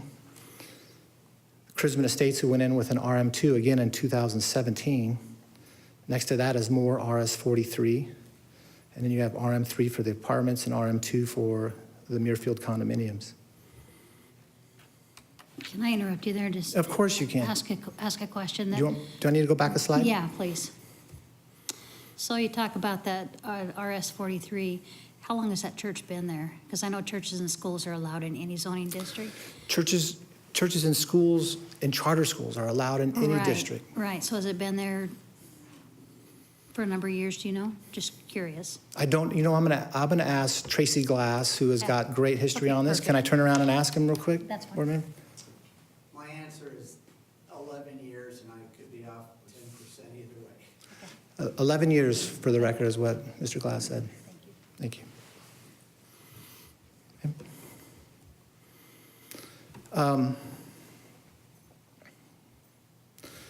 This is the site plan, I'm happy to talk about the site plan and the zoning aspects of it. Mr. Chairman, members of the board, I think it would be wise if we just pause for a second and invited up a couple of our experts to come share some thoughts with you on the general plan issue before we jump into the site plan issues. Would that be okay? Yeah. Sure. So I'm not sure if you want, I'm happy to pick the order if you'd like. Well, because I don't know who's going to speak about what, if you could help me. I would be can honored. Organize the cards. Yeah, I'd be honored. I almost want to just see who got the short straw to come up first. Well, I've got. Why don't I ask, if I could, why don't we just start with Nick Montague, who is the Quip Development Services and Hampton Square. They're the property immediately adjacent to us. And let him talk about their experience of buying that property. And then after that, we'll have Troy Glover come up and share some thoughts, who did an analysis on it. Tracy Glass come up and share some thoughts. And then after that, Andy Barron to come up and share some thoughts. So, gentlemen, you've all got your order. You know the batting order. Nick, is that okay if we have you come up first? And just, this is more, we're starting kind of with higher level conceptual location stuff, and then we'll get down into detail level later on. So Yeah, that's what we're doing. Mr. Chairman, Board Boyle, absolutely correct. Yeah, I want to have us, again, take this in manageable, bite-sized pieces, because my simple brain, and I always tell the cheesiest joke ever, but I have red hair because my brain rusted. I just need to take it in manageable pieces. And if that's okay with you, I think that would be wise for us this afternoon. That'll work great, and we've got the order here, and if we could. Let's have Mr. Montague go first. Yeah, if we could, Mr. Montague, if you could state your name and address, and if just due to the amount of the cards, if we could try and keep everyone in that 3-minute So that'd be Nick great. Montague, 7600 15th Street, Phoenix. I am the president of Quip Development, who is the developer of the adjacent property, the 13 acres to the east of Bella Flor. We entered into a purchase contract in July of last year on that property. Our game plan was to entitle the property. We went through a rezoning and were successful in getting our site plan approved here just a few months ago. Thank you all for that. We're very excited. We pride ourselves on research, on diligence, on land uses, and obviously zoning is one thing that you have to deal with that cities have. As Reese is pointing out, you know, the designation that you have here across a large swath of land. So for us coming into this, you know, we initially looked at different uses for the property, and again, we purchased 18 acres. 5 of those acres Bella Flor HUD has purchased from us. So we now retain 13 acres, and that 13 acres is what was approved through a conceptual site plan. Those uses on our property are retail all along the eastern front of Chrisman. We have commercial office use, which would be the northwest portion of our property away from the freeway. Most likely offices would go there. And then on the southern portion, we have a 2.5 acre hotel site. Okay. May I ask quickly, Reese, could you help us get the overall site plan back Yeah, I up think for we had reference? everything on it. It'd be real helpful. That one there would work fine, I think that one's probably the best right there. Thank you. Sorry for the interruption. No, that's fine. So we recently closed on the asset. So we entered into a purchase contract in July of last year. We closed on the property October 10th, what is that, a week and a half ago. So we just recently closed on the asset. When we purchased it, our intent all along was to build out the hotel site. So Quip Development has more than 20 different development projects across Phoenix. We are currently building a Fairfield Inn and Suites in Tolleson, 120 key hotel that's under construction right now. Our intent at this site was to build out the hotel site. We're long-term holders, so we're not just doing the horizontal developments. And then we would sell the other pieces, get those zoned, and sell those off to other users. So when we first entered into the contract for the property, we hired 2 brokers that we work with across the Phoenix MSA. They do great work for us. We're on CoStar, we're on LoopNet, all of those different sources to try to advertise the property. What we found very quickly was that the frontage sites on Chrisman, the retail portion of it, the activity was very quick, and there was a lot of interest in those pieces. I'm proud to tell you now that we have the entire retail portion on PSA contracts for different retail users that are coming in. I'll announce it in a couple months of a flagged hotel that you've all heard of that's going to go in at the site. We have verbal agreement from them to put that hotel on the 2.5 acre portion of that property, and we plan to build that out.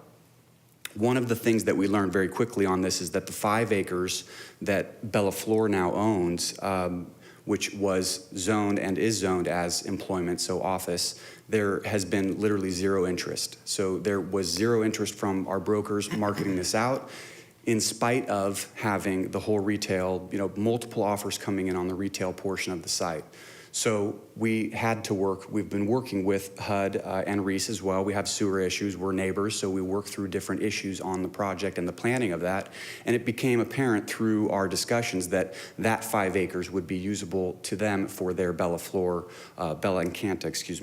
project. And so again, while we were going through that process, that was the only lead that we had for that piece of the property. As it sits now, the different uses at the property, the retail that we have in there, which we think will be a mix of restaurants, a retail store, a paint store will be going in there, and then the hotel that I've also mentioned. The office 5 acres that we have is probably the biggest problem issue that we have on it. We love that site for potentially office condos, medical themed office type uses. That, to date, we don't have offers on. So we have it planned, we have it marketed, we have conceptual drawings, we've done elevations to try to help with the marketing of that. We've hired Lamb Architects to basically spruce up the drawings on that and help us market that. And that part of the project is still not, there is no offers for that on that office piece. Now, we think we will be successful. As most of you probably know, on mixed-use developments, as soon as the sticks go and vertical construction starts, activity on other less desired pieces of your project will basically, that increases the interest in it. So that is our hope for that office piece of it. Again, it's approximately 5 acres that we have, and then the retail is about 6 acres, and the hotel is about 2.5 acres. So I'm here today to basically voice my very strong support for the Bellaflor community for a number of different reasons. One, as a long-term developer and owner of the hotel, we have a management company that will do that. We're concerned with occupancy and rates and success of that project. We plan on being in that hotel and staying for the long term. We want to stay and be at that. Having a planned residential community with rooftops right next to a hotel makes that hotel all the more viable. It also makes the retail uses that we have all the more viable. We think with our 13 acres and their roughly 33 acres that you've now got this master planned community that will be thriving. You have different uses that can connect and basically can help each other probably help them get occupancy at their project with ours being built out and having a hotel and having a restaurant, having nice dinner options and other retail uses that we will have. So for us, we studied it. We did a feasibility. We looked at office occupancy. We looked at office absorption rates. It never made sense to us to do those 5 acres that we sold to Bella Encanta, and then also for the 5 acres that we have, that's something we're gonna have to work through. So we think we'll be fine. We've got the hotel going in. We believe that that will sell, but any more than that 5 acres we think is in my opinion, I think it's a mistake, and I think it's too much office use for that. I think the way that they have it set up with residential next to our mixed use is a really good land plan. And I just wanted to come here and voice my very strong support for their project. They've been a pleasure to work with so far. We like to have them as neighbors. Like I said, we've got some sewer and some of their issues that we've worked through. And so that's it. So I would just like to say my support for their project. All right, thank you, Mr. Montague. And we'd like to invite next Mr. Glover. Please state your name and address in 3 minutes if you could. Great. Mr. Chairman, members of the board, my name is Troy Glover. The address is 2444 East Southern Avenue, right here in Mesa. I have professionally been doing valuations and feasibility studies, highest and best use studies, those types of things for over 30 years here in Mesa. I was asked to perform a highest and best use study on the property that we've been discussing today, which I did. And I'd like to share just some of my, briefly share some of my conclusions and some of my findings. Mr. Anderson alluded to the demographics of the area, how the age-restricted and seasonal nature of many of the residents in this area significantly impact the demand for office space. In addition to that, the seasonality of the residents, we also have relatively low household income in this area, which also contributes to the lack of demand for office space and employment uses. The lack of frontage on arterial streets, visibility and accessibility are limited, and that significantly impacts the overall desirability for office and employment uses in this area. There are many superior locations in Mesa and within a 5-mile radius of this property that are better locations for office uses and employment uses. An office development at this location would significantly add to the already overbuilt market conditions that we're experiencing in office. While absorption has been occurring, it's been at a snail's pace in office use. And so to add additional office space here would just further add to the oversaturation of office. Some of the immediately surrounding land uses are just generally not conducive for further office use in that area. We'll hear, there's somebody else going to speak to this a little bit more, but Mr. Anderson alluded to the long marketing history of this property for office use and how there's just a general lack of demand in that specific location for an office use. So for all of the factors that are noted in my report, which I've kind of highlighted and summarized here, my conclusion is that the data strongly suggests that office and employment use on this site is just not viable now or in the foreseeable future. Thank you. If you have any questions, I'm happy to answer them. Thank you, Mr. Glover. Any questions from the board? Appreciate your time. Tracy Glass. Please state your name and address. Mr. Chairman, members of the board, Tracy Glass, 6345 East Wilshire Drive, Scottsdale. Thank you for giving me an opportunity to speak. I'm a land broker here in town with Insight Land, selling dirt since 1982.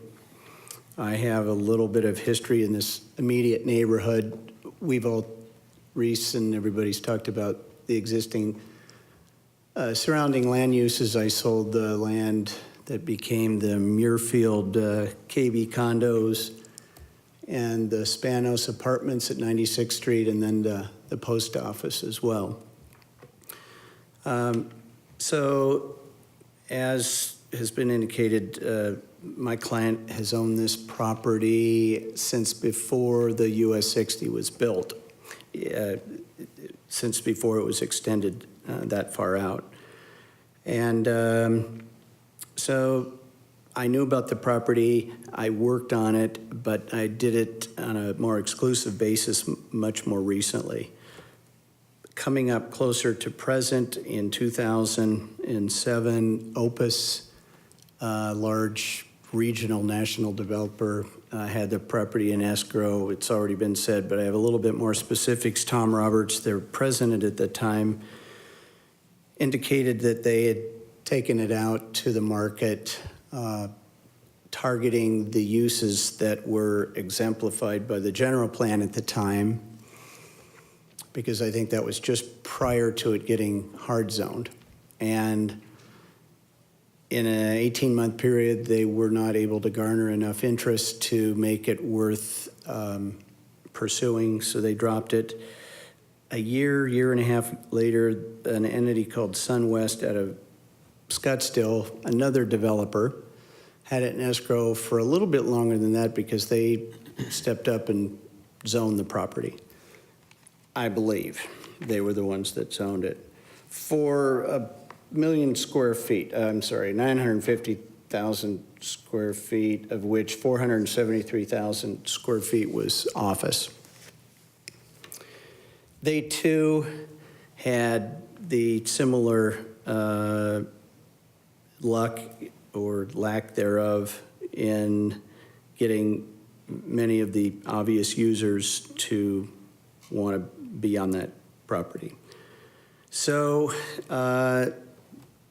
again, 5-6 years ago, I started marketing the property myself, signage, City of Mesa's website, MLS, CoStar, Mesa Economic Development Department did provide me with a possibility, and they said, we'll call you back, and they did, and they said this entity went to another market.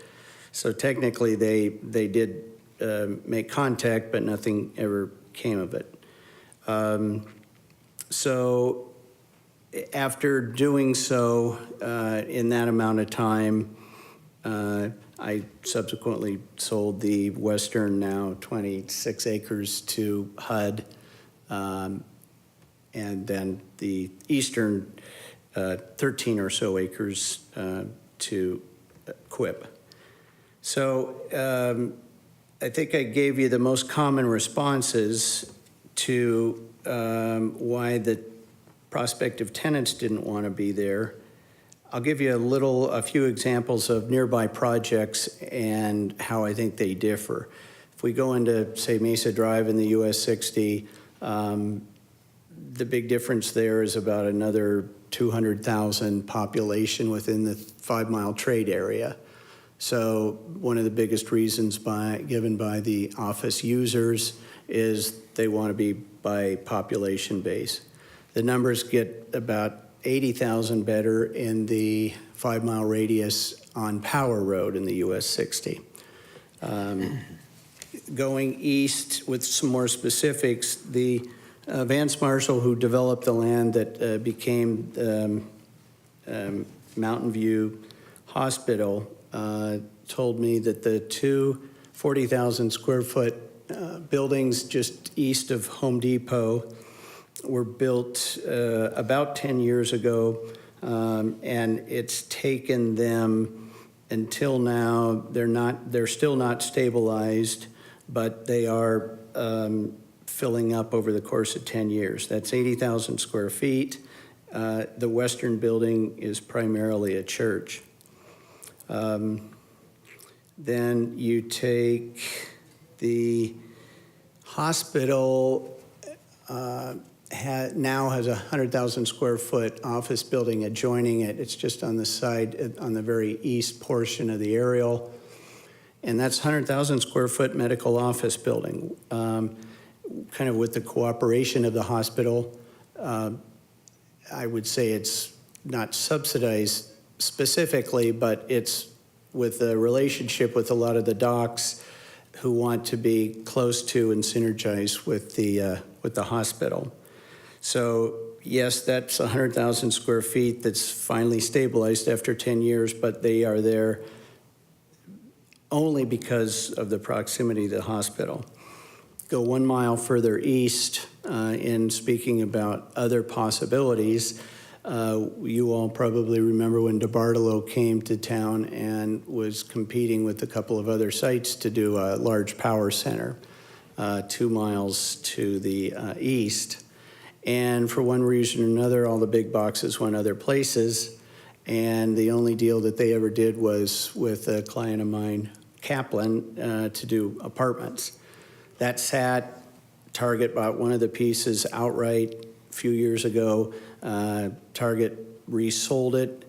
So basically that entire 100 or so acres is now owned by Prudential, of which a good chunk of it right on the corner of Southern and what's the north-south? Signal Butte, on the corner of Signal Butte, is in play for primarily retail. That would be another logical location for more office. It's more improved than the subject property. No one has approached them with any serious ongoing interest. So, in my opinion, based on what the market has told me, based on the feedback I've gotten from my somewhat interested prospects, for one reason or another, the tenants wanted to locate a little bit closer into the interior. If you have any questions? All right, thank you. Thank you for your time, Mr. Glass. Okay, next we'll invite Mr. Barron to speak, and please state your name and address.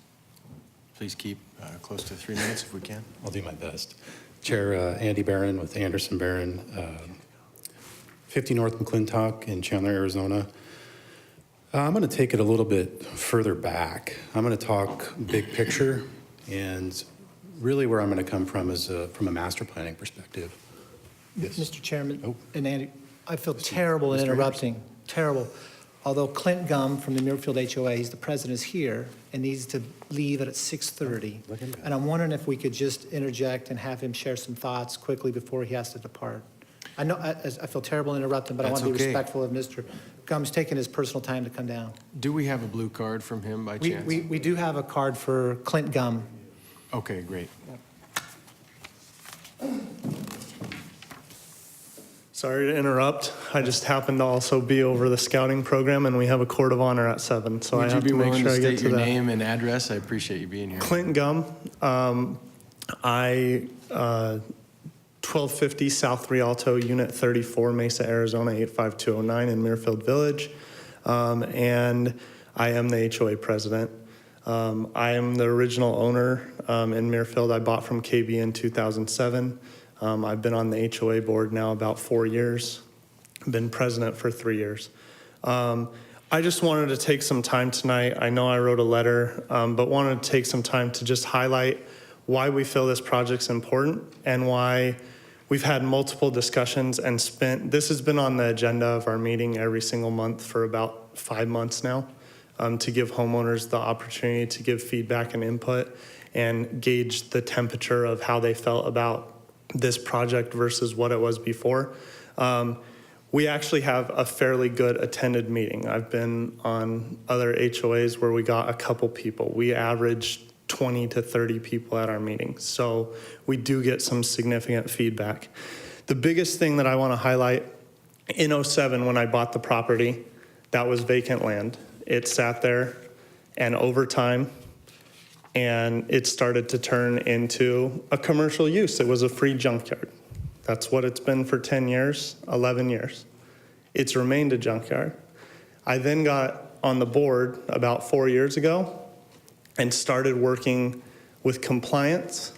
And when I wouldn't get responses from compliance, I'd work with Ian Lisson, the chief of staff, or other people to make sure that somebody got out there. And nobody could get a hold of the owner of that property. It continued to be a junkyard. And as it turned into a junkyard, we also noticed, as we started investigating that problem, that it was also a homeless encampment. At one point, there was up to 8 homeless people living on that and the ADOT property. So as we continued to see these issues, that's concerning for us as an HOA. We don't like stuff. So we hired security, and we worked to try to use the easement that we had next to the wall there. And to also highlight that, the wall that borders the Muirfield retention basin has always been there. So the fact that it was mentioned that that's closed off, that has nothing to do with this project. That's always been closed off.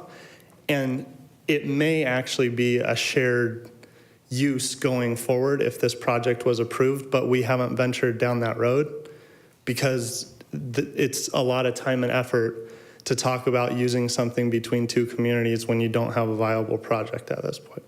So that is something to further be discussed, but it is currently closed. It's always been closed. So my concern, and the homeowners that we've asked questions to have voiced, if this project doesn't go, it's gonna have to get sold for some type of commercial use. It then goes back to the dumping ground it was. The chances that there will be homeless people back there is pretty high, because even with them taking over that property, they've found ways around the fences and stuff to sit on the ADOT land because ADOT doesn't maintain it, which the city is aware of. We talked to the city about helping us because of other issues back there. And then lastly, it uses a lot of PD resources. We've had our private security detain in the last 3 years 10 people for drug transactions. We've had PD out on this property and into the ADOT property probably about 12 times for drug transactions. So this property is something that's sitting there vacant, and I appreciate that it's planned for a commercial use, but the only commercial use we plan to get is unintentional drug sales, a dumping ground for all of Apache Junction and part of Mesa, and something that looks terrible and sends people through our community. Because now people come down that road to dump, and then they start working their way through the community, or they come there to do their drug transactions, and then they work their way through Muirfield because we have public roadways that go through that community. So I would just ask that when you're considering this, and when you consider whether or not to rezone this, you look at the possibility that there's a neighbor next door with 366 units that has been horrified for the last 10 years, and especially the 4 I've been on the board, of what this property has become. And it became a full-time job for months to get the city to do anything about those issues. And several of the responses I got was, well, there's some couches off the side, we'll just come pick them up, but we can't walk on it to see the other stuff. And I said, if you can't walk on it to see the other stuff, you can't walk on it to take the trash off of it. Make the landowner actually do something. So I don't want to be back in that position. Our community doesn't want to be back in this position. We have a partner now that cares about what that land's going to be used for. It will help our community. The community wants to work as a synergy. I've not had one homeowner in 5 months of voicing this that said, we don't want this project to happen, we want it to stay commercial. And even if we were to get a commercial owner tomorrow and that was to happen fast and they were to build offices, the fact that people will still transient through that to the ADOT property and there will be a homeless population and other stuff without 24/7 use of that property is a real possibility. So I just voice my concern for 366 unit owners, that when you take into consideration what that property should be used for, whether we have a plan or not, the intended use of that property for the last 10 years in the foreseeable future is not good for anybody else around there, and it's not good for the city, and it uses a lot of your resources. And if this doesn't get approved, I've already told Ian that we will be on compliance and everybody to make sure that that stays cleaned up, and it's just going to take my time and a lot of city resources.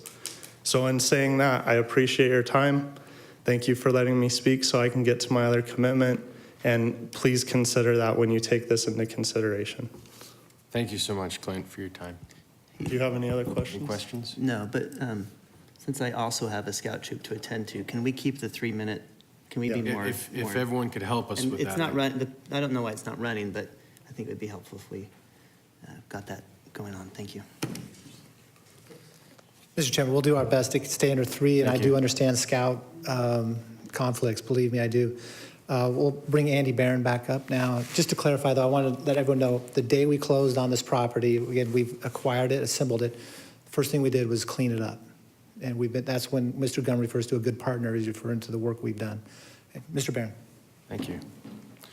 Mr. Barron, if you would, just as a reminder, your name and address. Sure, Chairman, members of the commission.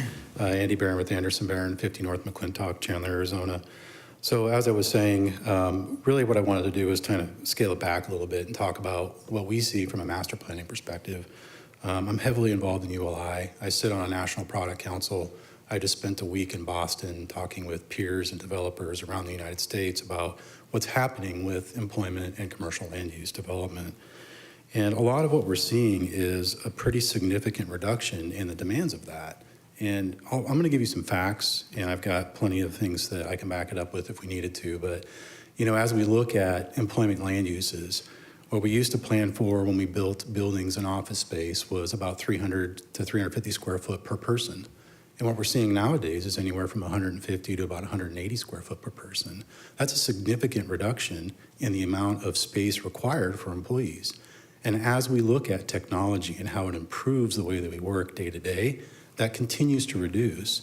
If you look at some of the national studies published, we're seeing a significant reduction, upwards of 50% over the next 15 to 20 years of what will be required for employment space. The other relevant topic is commercial use.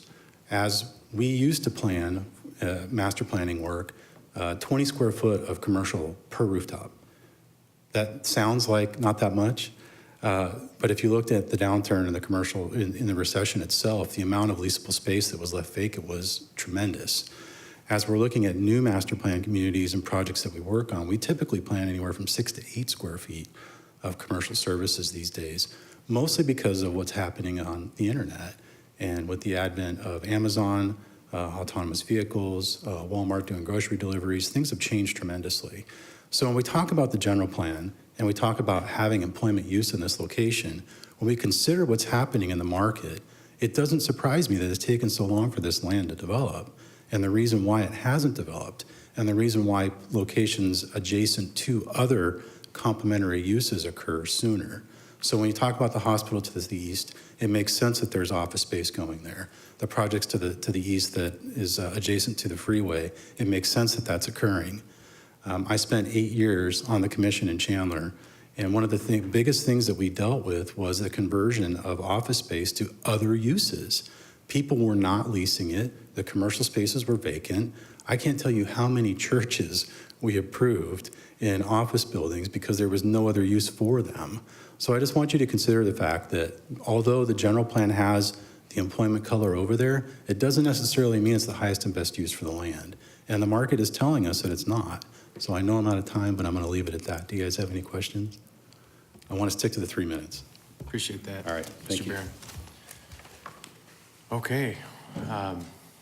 Mr. Anderson, I'll let you guide me through the blue cards, or if you have comments yourself.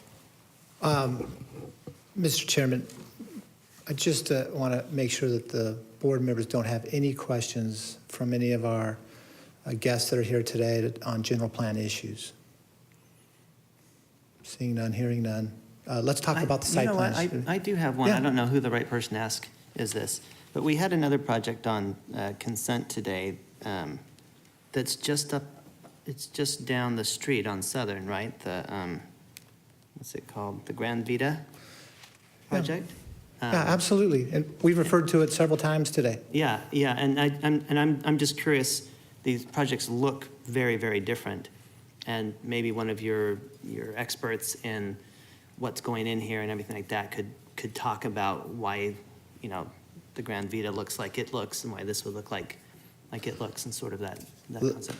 Mr. Chairman, member, let me take a first stab at it. That project over there looks like it does because its uses are different. That's the most obvious one, right? The 12-story tower is all residential. That's all for living, and it's all for senior living. The hotel, the office spaces, et cetera, especially the office spaces, look carefully at what was approved. You'll see that they're labeled as medical office. They're not labeled as general office. The hotel that's happening there, again, wonderful. You heard from Nick Montague, who's saying they've got a hotel coming. They'll soon announce that flag. But you also heard him say, look, we did our work. We can't do anything with our back 5 acres. So what you're seeing is that destination use, the attractiveness of the Mountain Vista Hospital and the synergy happening there between Chrisman and Signal Butte. That's where all those uses want to locate. That's where they are locating. That's where utilities support. If I can add a bit more detail, this project has no sewer. To sewer this site, we have to go over 3,000 feet to Ellsworth Road, all the way across the ADOT retention basin. And you know, ADOT, as good as they are, they've placed a lot of requirements on. That's an expensive pipe to put in over 3,000 feet to make it all the way over there. So, I mean, my point is, no one's going to build on this site, no one, unless you can get sewer. And the only way you get sewer is you have a project that supports that kind of expense to go that far. So, let me now, if I could, I could ask someone else. Yeah, thank you. Any other questions?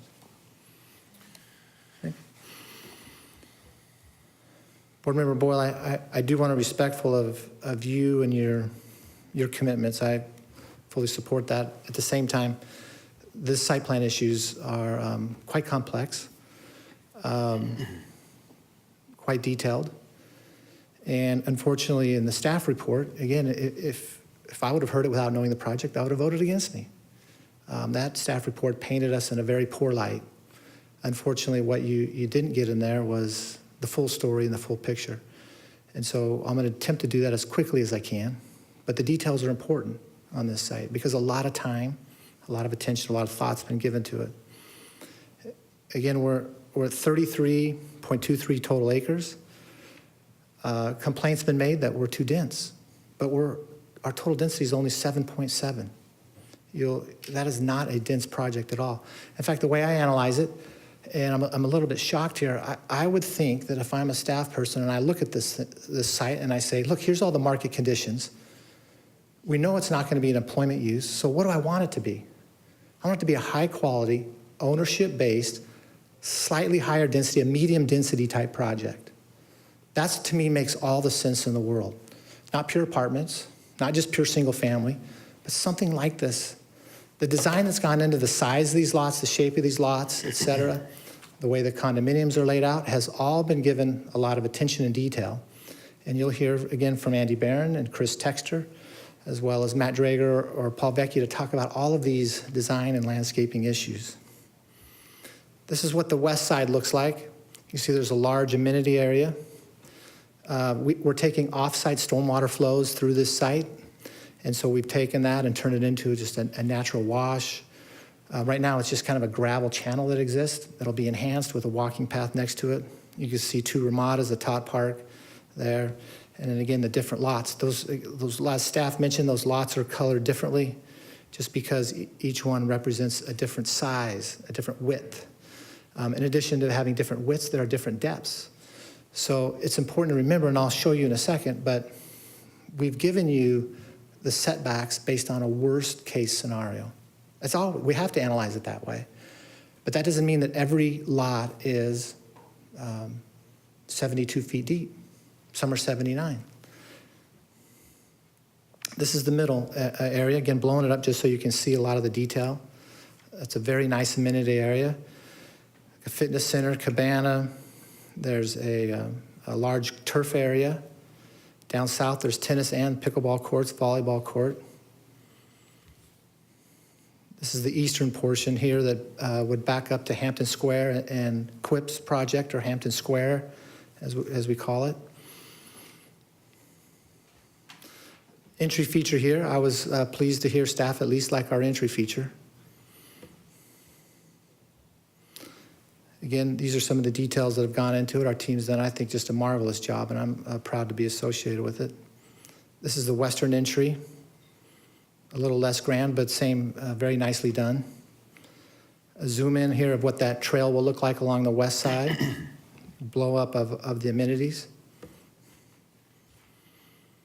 And drilling down, this is, again, some of the landscape plan now, so we're looking closely at some of those details. The picture on the right of your screen is the far west side next to the Muirfield Basin. And that's where it backs up, as Mr. Gum commented. There's an existing wall there. You also heard him allude to say the fact that if the project's approved, we may get an agreement where we can share that amenity area. Right now, they're just not willing to go that far because we don't have an approved project. But I could tell you the discussions have started, and I just think it's a brilliant way for HOAs to share some of those amenities and share some of those costs and get some of the synergy where you do have that connectivity. If they would have agreed to that, I'm not being critical of them at all, but if they would have agreed to it, we would have presented you with that as part of this case. But they just haven't. But it's been, you can tell, and he said it sincerely, they're considering it. Here's the overall landscape plan. I know a concern was raised by staff that there's not enough space for trees. We're going to have our landscape architects share thoughts with you about that. They'll confirm with you that there's space for trees all along Hampton Avenue. We'll show you examples around the city of other projects that have similar designs and that were recently approved. This is the landscape plan within the condominium drive areas, where you can see there's sufficient room for the trees. We show how they're going to fit. Again, our landscape architects can talk more about that. Parking was raised as a concern. Let me tell you, this number here of required is 498, provided is 714. We should put a big asterisk on that 714. That number is actually a lot higher because it doesn't count any of the parking on the streets, because wherever there are homes here in this project, the streets are wide enough for parking on both sides.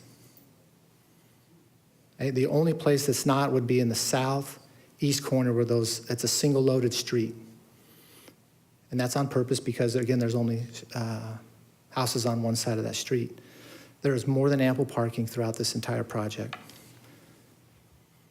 This is just a sample of the elevations. They're in your packet. I'm not going to spend a lot of time on them unless you really want to see them. But KTGY has done a very nice job with them, and we'll continue to go through the design process with the staff. These are the condominium elevations. Again, I think they're wonderful. Done a great job with them. This is a view of what those condominiums would look like coming from the freeway. Again, four-sided architecture. There's a lot of articulation, varied building massing, nice modern natural tones. And this is highly preferred over an apartment concept. We've been accused of not following the neo-traditional principles. We strongly disagree with that, and we'll talk about that more when we get there. Again, in the staff report, we were accused of not providing information clearly. Well, these are the plans that we submitted here, and you can see clearly when you look down there to say, hey, what's the collective amount of private open space for these condominium buildings? And it's 700 square feet, and we're providing 4,178. Far exceeds the design standards and principles here. I'll tell you also that this concern about, Mr. Chairman, I know it's one of our board members left. Maybe it's wise that we took a 5-minute break or something, but I'll leave it up to you.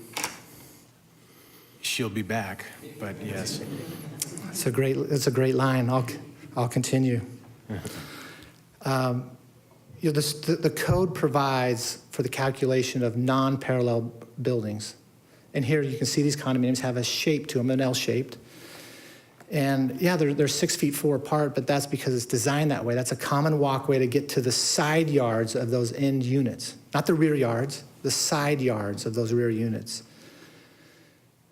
If you were to take these buildings, which are 174 feet long, multiply that by 30 feet, you get 5,283 square feet. And that's the amount of space that's supposed to be between the buildings. Right now, when you calculate it out, as they exist, there's 6,647 square feet. So the code already allows for this calculation where it says, hey, if you're not parallel, you've got some unique shapes to it, do the math and tell us where you're at. And if you're the same or similar, that's good. And what I'm sharing with you is that we exceed that calculation. Reese, real quickly, does any other board member need a quick break before we keep going? Are we okay? Okay, go ahead, Reese. Thank you. Board members, again, I apologize, but you really need to know the details on this one. And unfortunately, with the staff report that you got was very negative. You didn't really get a full picture of the project. There's references in the staff report of all the entrances being located in one spot. So I did this exhibit real quick. Stars show where those entrances are. They're distributed evenly throughout that building. This is just the wall plan. And I'll talk about the walls in just a Can you second. go back real quick? Yes, sir. Okay, thanks. Yep, thank you. Wall plan, again, I'm happy to answer any questions on that, but I'll talk about walls in here in a few minutes. Here's the plans or the details that we submitted in our project narrative.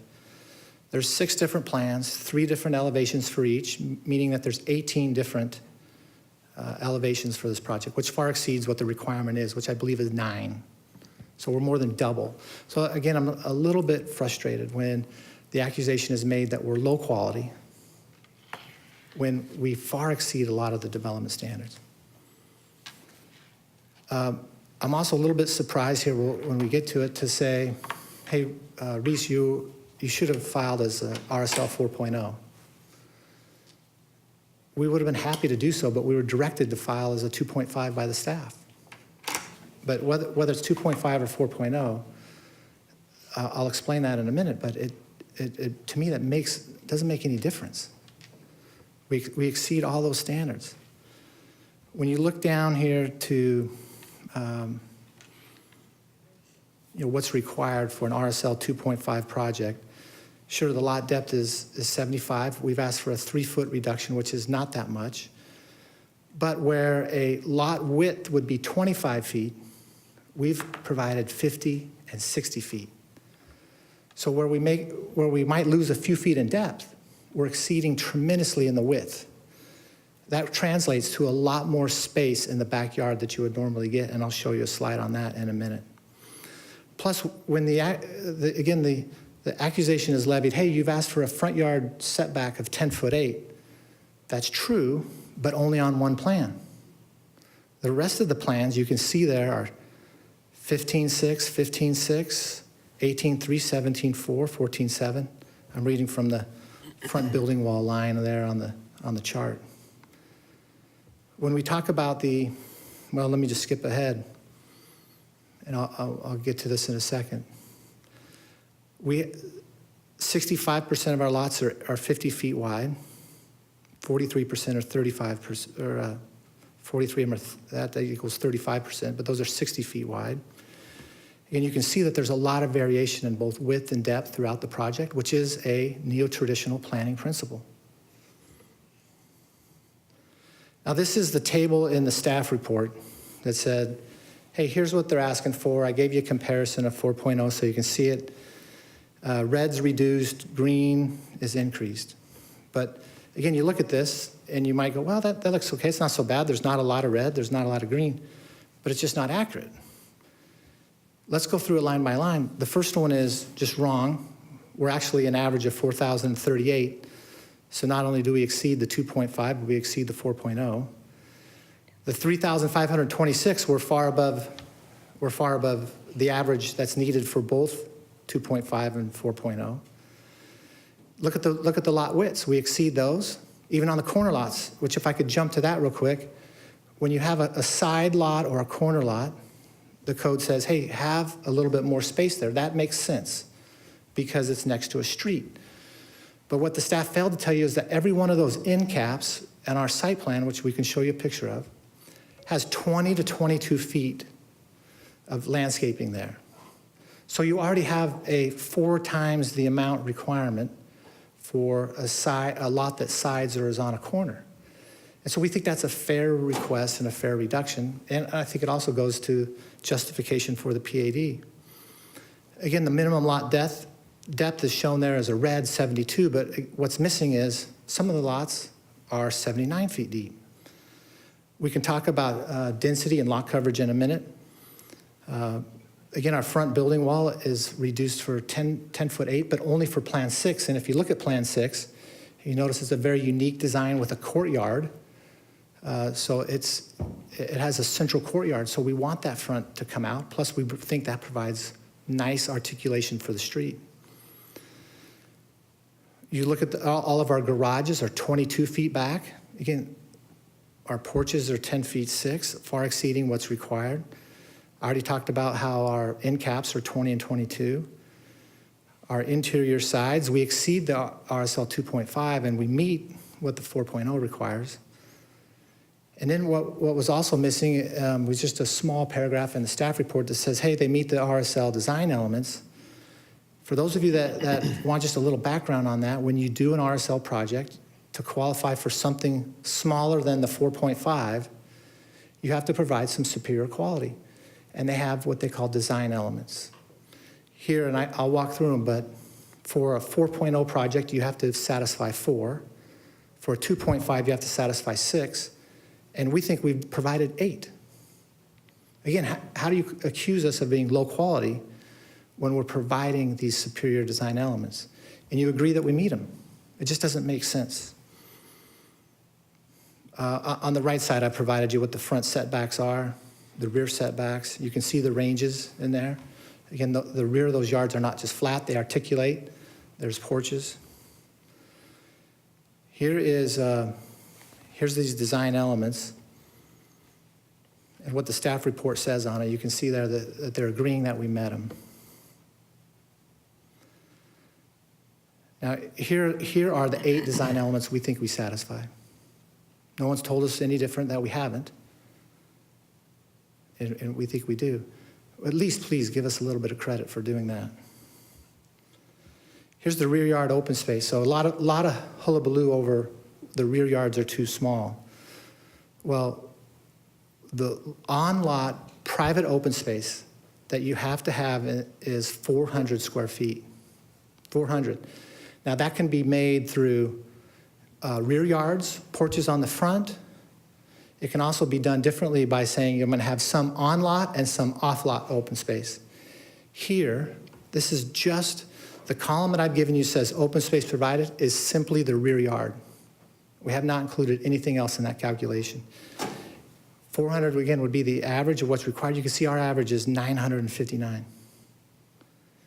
If I'm a 2.5, if I just have a standard RSL lot, 25 feet wide, and a 15-foot rear yard, and assume everything's a box and a square, you'd have a 375 square foot backyard. Or if I was a 4.0, you'd have a 700 square foot backyard. Here, again, if you look back at the open space provided, which is just the rear yards, you can see here that we're far exceeding that in every category.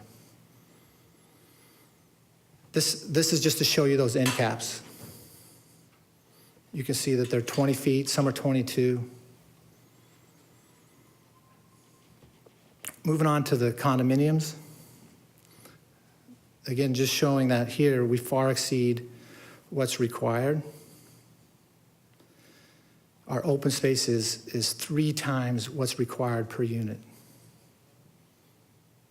43% of the space is open space. This is a lot of concerns been raised about our setbacks, and I'm going to go quickly through this. I don't mean to bore you any more than necessary. Here's what the staff put in the staff report about the condominium garage doors. The zoning ordinance requires attention to focus on building entrances. The shared motor car driveway access and front entry core design around the garage doors and access to the garage doors does not meet this standard. But what this section actually says is that all units located on public rights-of-way, well, these are private streets and private drives. So first of all, we're not included in this category. And second, look at the exception I highlighted there, which is exceptions may be approved where the project is located on a 4 or 6 lane street carrying high traffic volume. Certainly the US 60 would count there. And in such cases, the project may be oriented around courtyards, which is exactly what we've done.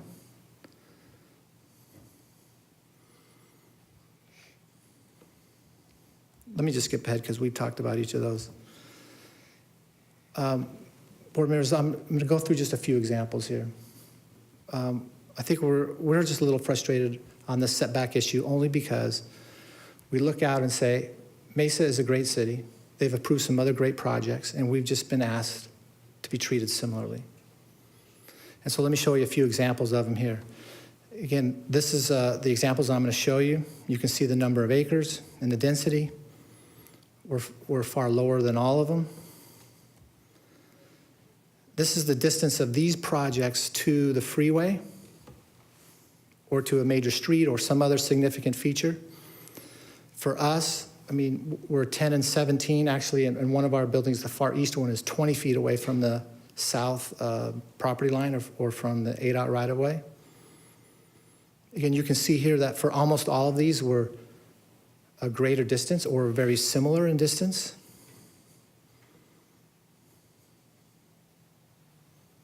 Let me walk you through each of them. This is us. There's the distance from the freeway. Some of our buildings are 10, some are 17. Now here's what's interesting about it. If you take the entire length of the southern property, it's 1,962 linear feet. Well, our deviation to have buildings at 10 feet is not for every building. It's only for 319 or 16% of the total length. So when someone says to you, hey, they want a reduction for 10 feet, that's not the whole picture. You need to understand it's only for 16% of that entire length. To me, that's a reduction that is worthy and worthwhile and justified. Plus, I think it's interesting that 1155A2 says setbacks adjacent to a canal can be 15 feet.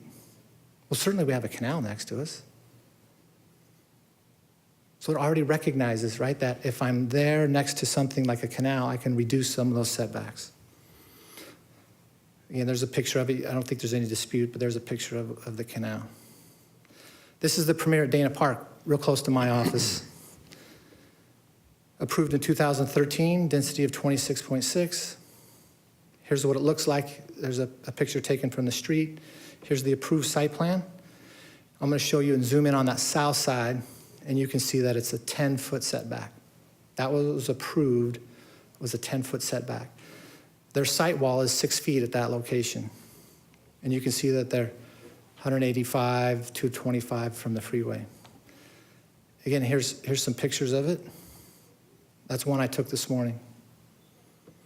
Trees are planted, thriving, they're just fine. Here's the Viva at 202 and 60, density of 20.3. This is a picture of from the freeway itself, looking right at the project. There's a comparison of what that project looks like compared to ours, very similar in nature. Here's the approved site plan. You can see that they're a similar distance back, I mean, even closer than we are. The site wall of 6 feet. Let me zoom in, you can see what the setback is there against the freeway, 10 feet. This is a colored landscape plan from the same approval package, again showing 10 feet. This is a picture, again, I took on site this morning. This is some of their other apartments showing the narrowness of the setbacks with trees. This is the Mark Taylor Apartments at Greenfield in the US 60. You can see that they're 90 to 100 feet from the freeway. The setback's 15 feet, but their site wall's 15. I'm sorry that it's a little fuzzy there, but you clearly see that it's a 15-foot setback. And that's a picture that I took this morning from the freeway on-ramp. looking with their site wall, and then you can see the building right behind it. It's 15 feet away. There's another one of the same project. This is their colored landscape plan. Now, this is a project that Board Member Boyle knows well over at McKellips on the 24th Street, called the Allen. And I say it, I'm not being critical in any way. I'm just showing it as a recent example of recently approved projects. When you look at the setbacks, the rear yard setbacks for these units next to the canal, it's 8 feet. 8 feet. Same thing with the units that back onto McKellips. Their backyards are 8 feet. That's the approved site plan. These are pictures taken from, again, on site. These are pictures of the depths of those rear yards. Again, I'm not being critical of any of these projects. All I'm asking is to say, please, when you say to somebody, you need to match everything else, please let's look at some other recently approved projects and see if they match up on an apples-to-apples basis, and we think these do. This is Chrisman Estates. Again, you got an email earlier from Brendan Ray, who clearly was speaking in favor of this use and the Bella Encanto project. These are pictures of that site that I took. You can see the spacing on those. Here's their PAD narrative showing their development standards. You can see almost everything's reduced to 8 feet. I'm sorry that I captured the Linux box, but that's just a picture of the rear yard. This is the email from Brendan Ray. Due to time, I'm not going to belabor it, but it clearly says they are in full support of our project. They welcome us to the neighborhood. It also goes on to talk about how this board and the council unanimously approved them in the context and discussion of this larger general plan issue. Now, Chrisman Creek was raised yesterday in the study session. I think Board Member Boyle, I might be mistaken, asked about some others in the area. So this one ranges from 45 to 140 feet. Their setback is 15 and their wall is 8 feet tall. I happened to measure just the west side too, that's why I put it on there, but it's 20 feet to those rear yards on the west side of Chrisman. But on the east side, Chrisman Creek is 15 feet. Again, here's pictures of those there, trees in them, living, thriving, surviving. This is the pictures of their wall from the freeway. Again, taken by me this morning. This is the west side. As you're getting off, you can see that's a 20-foot rear yard, and those buildings are right there. So again, when you say, hey, look, we can't make trees live in these spaces. They're not going to thrive. Well, and I say to myself, well, let's look at what the city of Mesa is doing on some of its projects. So we looked at Mesa Drive, southern to US 60. Those of you have probably driven it many, many times. There's landscape areas, sidewalk, bike lane. That's the area we're looking at right there. Well, there's a 4.2-foot strip with trees in it, a 6-foot sidewalk, and then a 7-foot area with shrubs. Again, an aerial view shows that right there. I guess my point is, without being too sarcastic, if it's good enough for Mesa's projects, why can't we get a fair shake here?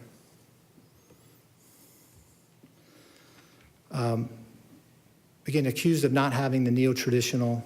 Did any of you have the time to look at Chapter 4 of the general plan to see what the neo-traditional principles are? We did. We had previously. We did again once that was. If you go through these, you can see that we check off a lot of them. We meet this criteria now. Mr. Chairman, I think it'd be wise if I pause for a second and invited both Andy Barron and Chris Texter up. And we can also have our landscape architects come up and answer questions that you might have about landscaping and survivability of trees, spacing, et cetera. But maybe I could have Chris Texter come up for a second and answer any questions you might have about the condominiums, the design of the condominiums, spacing in there, et cetera. Okay. All right? Yeah, so we're talking Chris Texter. Did you also note Andy Barron would be after? Chris, please state your name and address, and please help us average on 3 minutes here if you could. Thank you. Good evening, board members. Chris Texter with KTGY. We're the architect. Our office address is 17911 Bun Carmen, Irvine, California, 92602. I was prepared to speak about the setback, but Reese did a very excellent job of pointing out that how we're adjusting that on the most restrictive condition. So I wanted to touch actually on the crime prevention through environmental design aspects. There's a few items that I think need to have clarification in that point. First, on the condominium buildings, every side of that building has either living space, windows on the street, or entry doors. The entry doors are purposely married with the garage side so that we have activity on the garage side of the buildings. We see that as a shared driveway, almost a neighborhood or building amenity for social interaction, which is actually a neo-traditional point of view.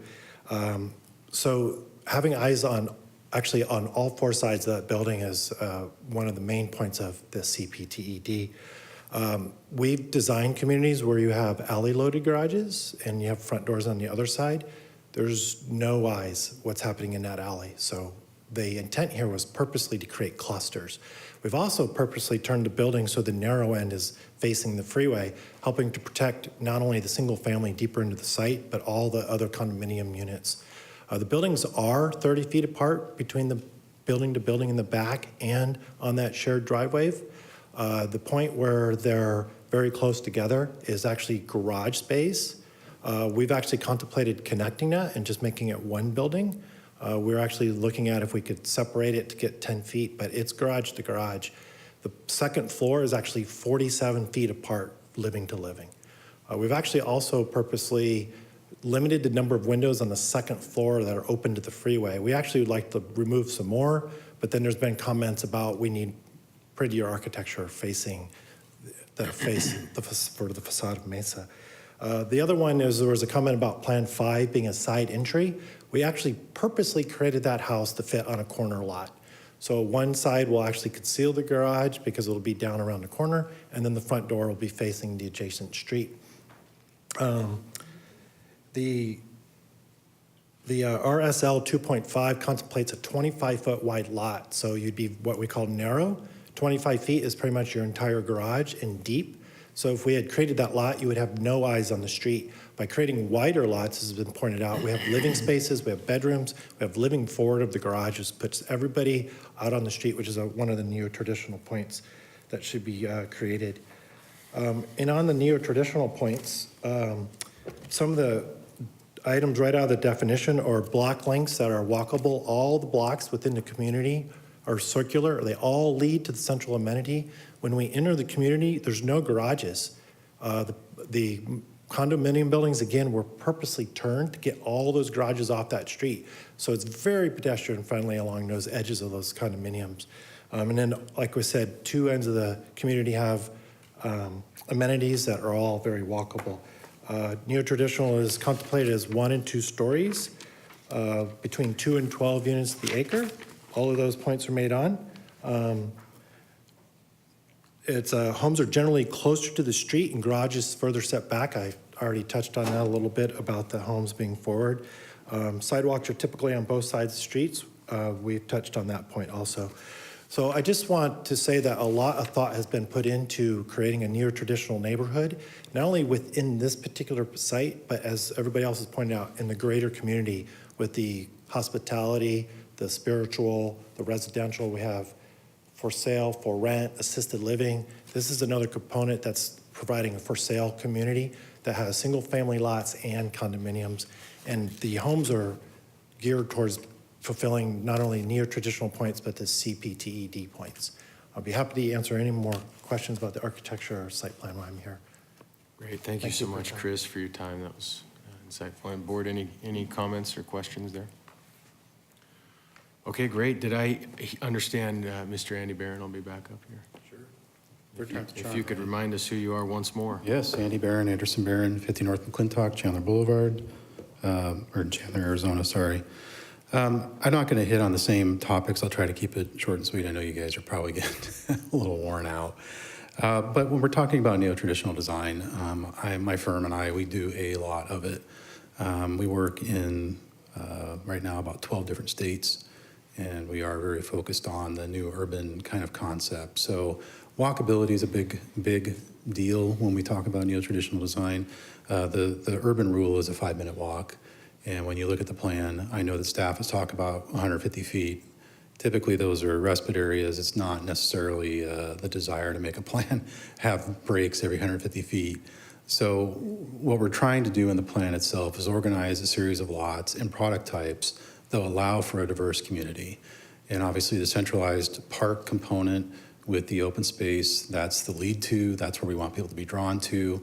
Although the community is gated, it doesn't necessarily mean that it is creating a barrier. There is a lot of variation in open space and relief on the collector itself.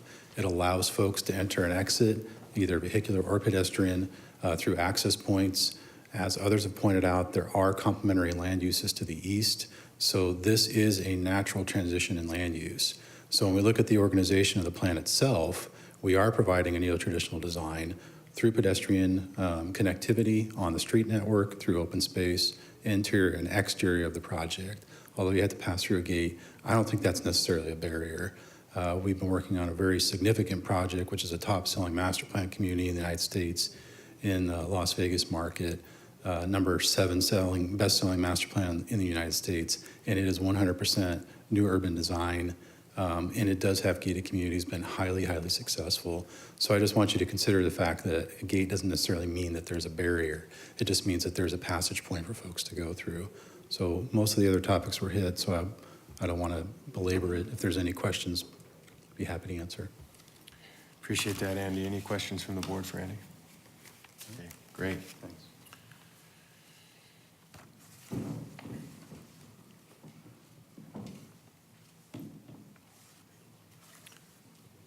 Mr. Chairman, board members, Paul Vecchia, Collaborative V Design Studio, 7116 East First Avenue, Scottsdale.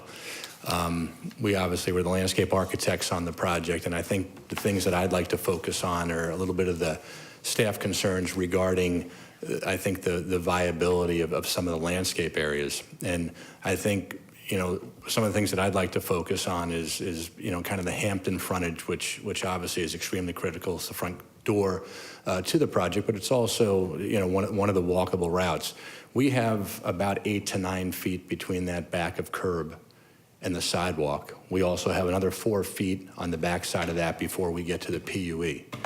The concept of putting trees in landscape areas that are 8 and 9 foot wide, and certainly in 4 foot wide, even as Reese just touched on regarding some of the other projects that he showed, gets done every day in these type of projects. And actually is very much in line with, I think, the physical makeup of a neo-traditional type of landscape. Much of, I think, what makes it successful or takes it to the next level is the idea of making sure that the species selection that fit into these spaces are appropriate to both the space but also to the use and I think the look of the project.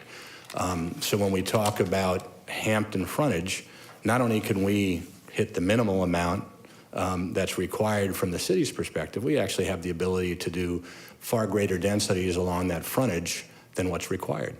On the southern portion of the project, the idea that we already have about a football field distance away from the freeway and existing mature vegetation out there that we can go ahead and use as our platform with our setback on that side already gives us a great ability to create mitigation and separation visually from the freeway.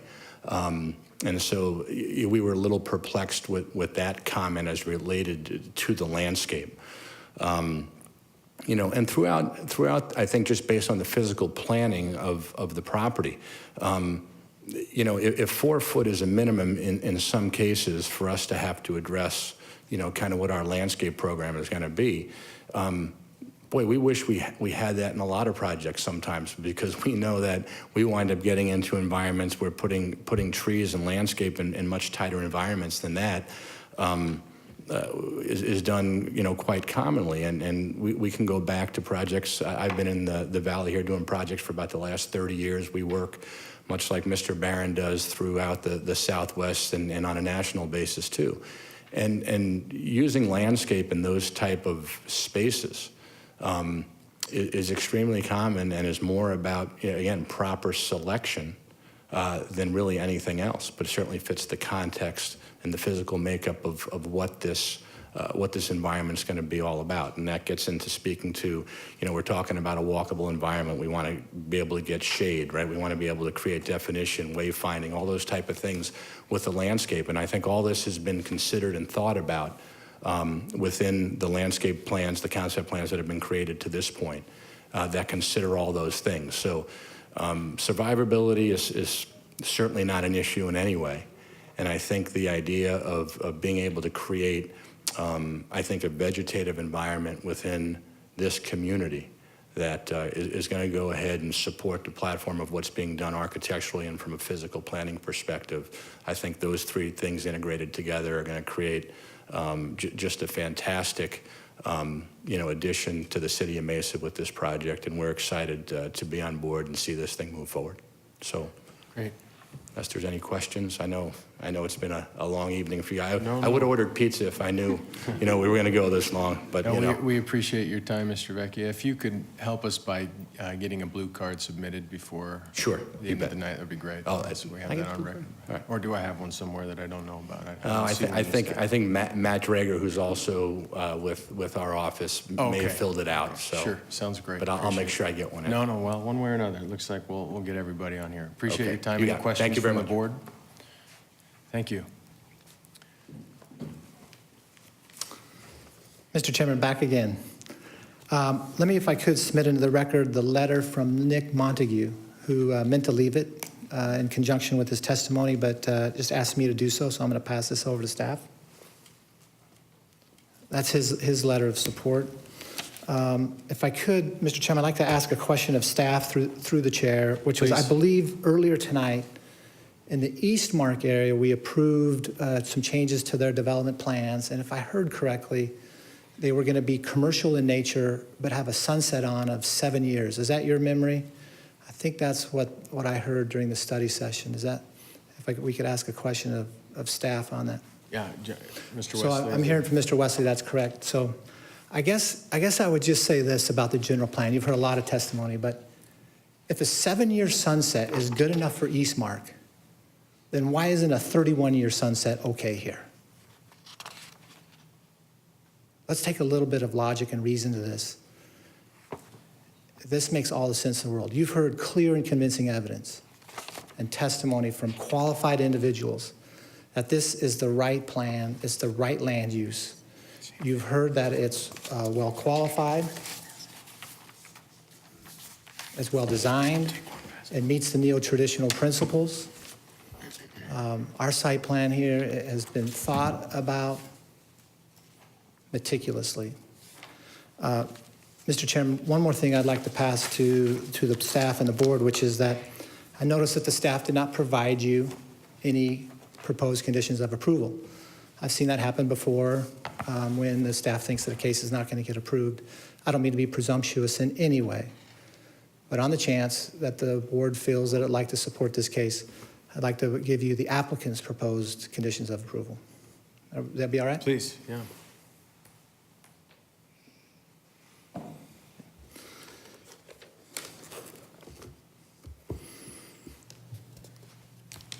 Mr. Chairman, while those are being distributed, I don't have anything more to add. I too would have ordered pizza. I feel terrible that you've been here this long. I debated strenuously about taking up this much of your time. I'm very grateful for your paying attention and listening to us. I hope I didn't bore you too bad. But there are a lot of important 3 minutes details. is almost up here, Reese. I'm done. Thank you, Mr. Chairman, members of the board. We greatly appreciate it. So, Mr. Anderson, I do have a few more cards here in favor and wish to speak. Would that change? No, please, why don't, I think they will really say if necessary. So why don't we read their name, we'll turn to them real quick and. Yeah, I'll start with, this is an if needed comment, Mr. Daniel Gonzalez. Daniel Gonzalez was a Matrix, our engineer, and here to answer questions, but I think it's an if needed. Yep, if needed. So I don't, do we have any specific questions, board, for an engineer here? Okay. And then ultimately, save for the end here, Mr. Hud Hassel. Hud Hassel, again, the owner, he'll speak if needed. Him and Carl Hewish are here, I think, but they'll speak just if needed. Is that correct? Can you just say the word that we learned from Director Wesley, the Oh, we learned a great new Danish word meaning Woonerf. I believe it's a Danish word meaning living street. And that's really what we were trying to incorporate into those condominiums where, yeah, there's cars, there's vehicles, there's bikes. It's meant to be that way. It's supposed to be narrow, constrained. The street is, not the actual spacing. Again, we talked about that earlier, but that's supposed to be a living street where multiple things are happening on it. Okay, appreciate it.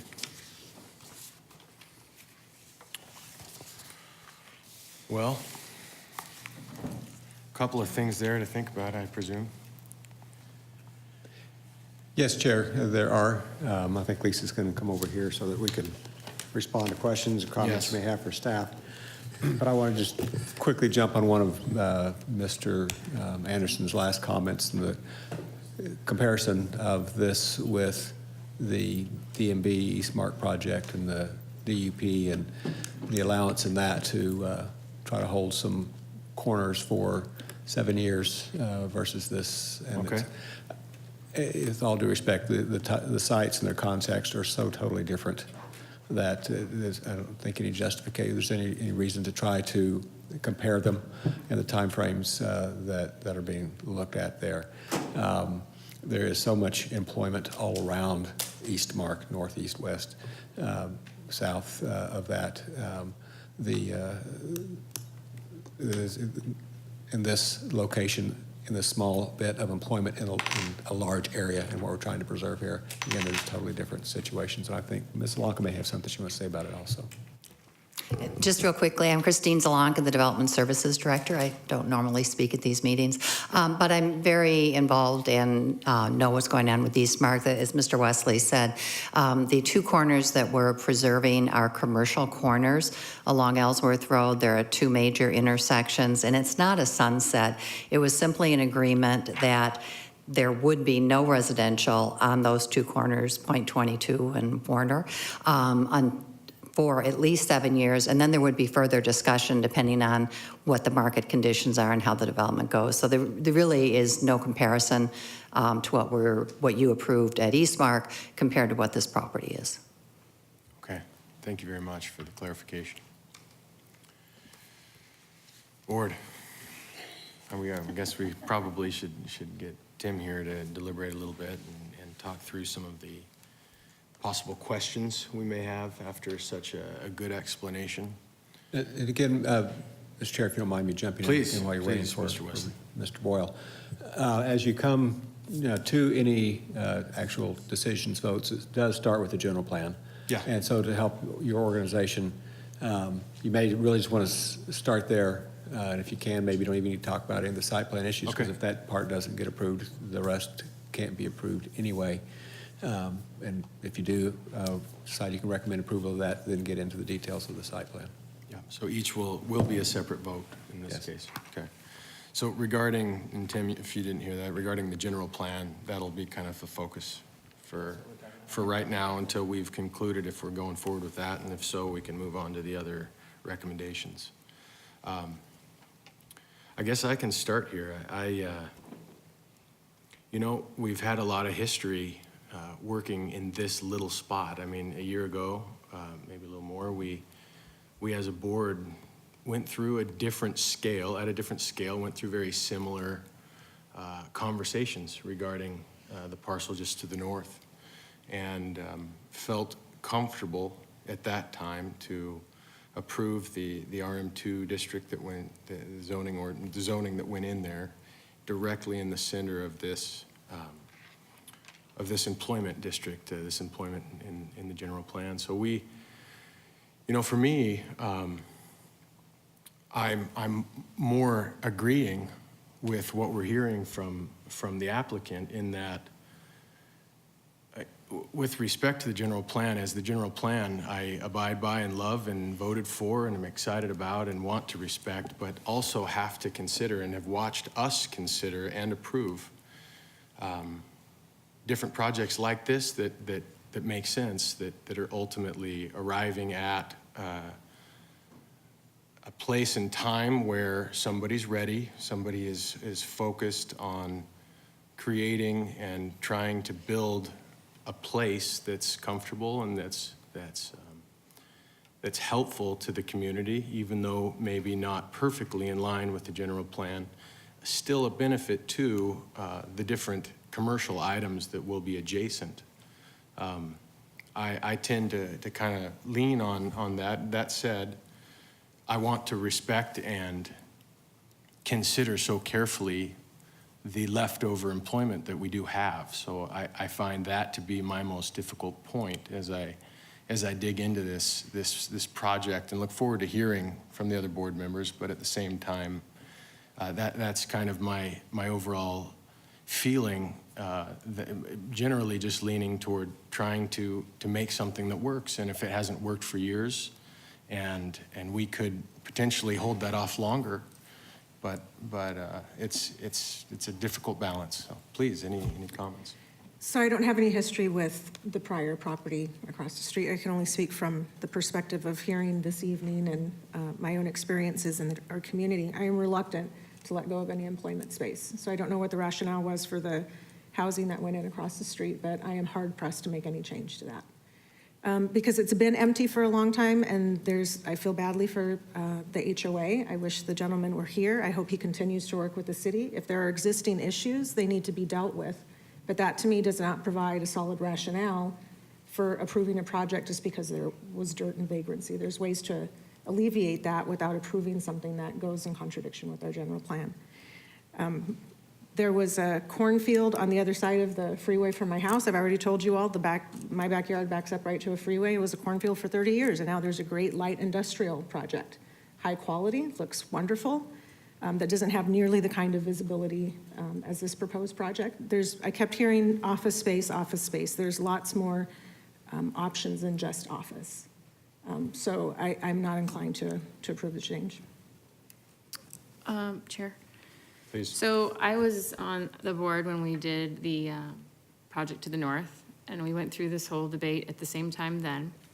The additional background I have is I've worked on several of the commercial pieces around this corner. I worked on the assisted living, did a site plan for the fast food that's going into the north. Worked in connection with, obviously, Renovating across the site. And it's just, and then just in general, working with commercial properties over the years on different projects, seeing what has and has not come to fruition, what, the grand ideas that they start with, and then everything kind of always seems to back off. We're doing lots of stuff in Mesa as well, and there's other areas that Mesa is focusing on, the tech corridor, the gateway, Belkin Field, you've got Riverview, you've got some really great, as we keep calling, destination locations. Across the site with Mountain Vista, that could be a smaller destination area. But seeing what's going on and with the residential there, then you have the church and the post office, the charter school, they're all kind of low intensity uses.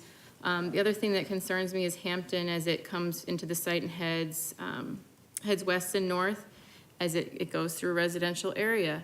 And I have to agree, actually, when the homeowner president brought it up, the fact that even if you do put in industrial and residential, you're still not going to have 24-hour eyes on the space.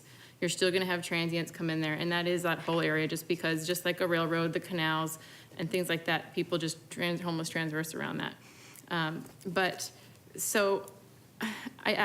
wish that this area had originally just come to fruition as that, but I feel like, as they had mentioned, the employment is focusing the intensity obviously along the arterials, but then also between Chrisman and Signal Butte, because Signal Butte's a major employment regional center, everything's going on there. I just don't see holding this site up for something that I feel, even if the residences go in there to the north, and you have whatever pocket goes in next to that south of the charter school, to put in, some office and stuff next, now it feels kind of forced. You have this area surrounding it. So I feel like this actually is a really good use, and it has the multi-different land uses, not land uses, but densities for rent, for sale, for whatever.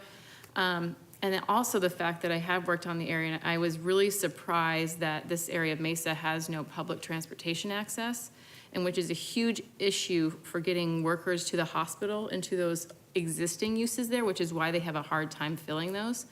So having more of a workforce in this area, which you would have with this higher density and these different types of abilities, I think would further support the growth in the areas that it's already growing and help that density of those commercial and employment areas grow higher, versus pulling it apart and kind of making everybody fight with each other. So for customers. So I think for this space, this makes sense to change to the residential.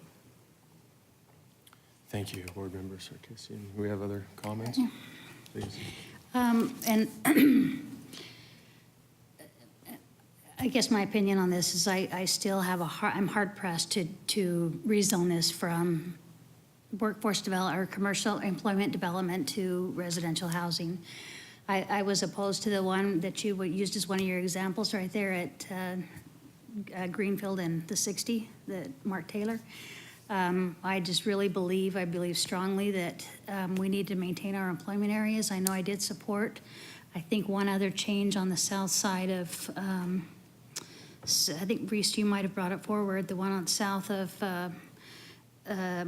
north of the 202 and Wrecker in that area. But that one to me made sense. But this one doesn't make sense to me. I think we need to still maintain that employment. I just feel strongly that even though maybe the surrounding area, it isn't what we're looking for, to me on this board, is we need to say, okay, let's don't say what's there now and what will fit in with what's there now. We need to look forward to what do we want it to be. And granted, I understand that the property owner and there's rights and different things like that, but I still feel like we need to look forward to what do we want Mesa to be. And to maintain our employment centers, I feel like it's a big mistake if we lose them all. So anyway, that's where I'm at. Thank you. Tim, any comments? When we do lose our, the general plan, when we do lose our employment areas, how do we ever get them back? Like we don't redo it later on and then say, okay, well now, the general plan gets updated from time to time, right? So, but aren't we starting to run out of space to do it? We're not like that close yet, but this has been my concern ever, I think, since I got on the board, was we always just go more residential, and I never see it twist back the other direction. So I think I'm feeling more that I'm with city staff on this one. Okay. I have to say, I appreciate the comments today by not only the board, but especially everything that we've heard specifically from the applicant as well as staff. There's an incredible amount of time into this, a lot of people that believe in this project. So it's a difficult situation that we find ourselves in every case, as we're listening, learning, and as we agree with many aspects and disagree with some. It's an interesting challenge. So at this point, I believe we would have left just a motion as we want to move forward with 7A. You ready? I make a motion that we approve ZON 18-00181, District 6, the 9500 to the 9800 block of East Hampton Avenue, located north of the US 60s Superstition Freeway, west of Chrisman Road.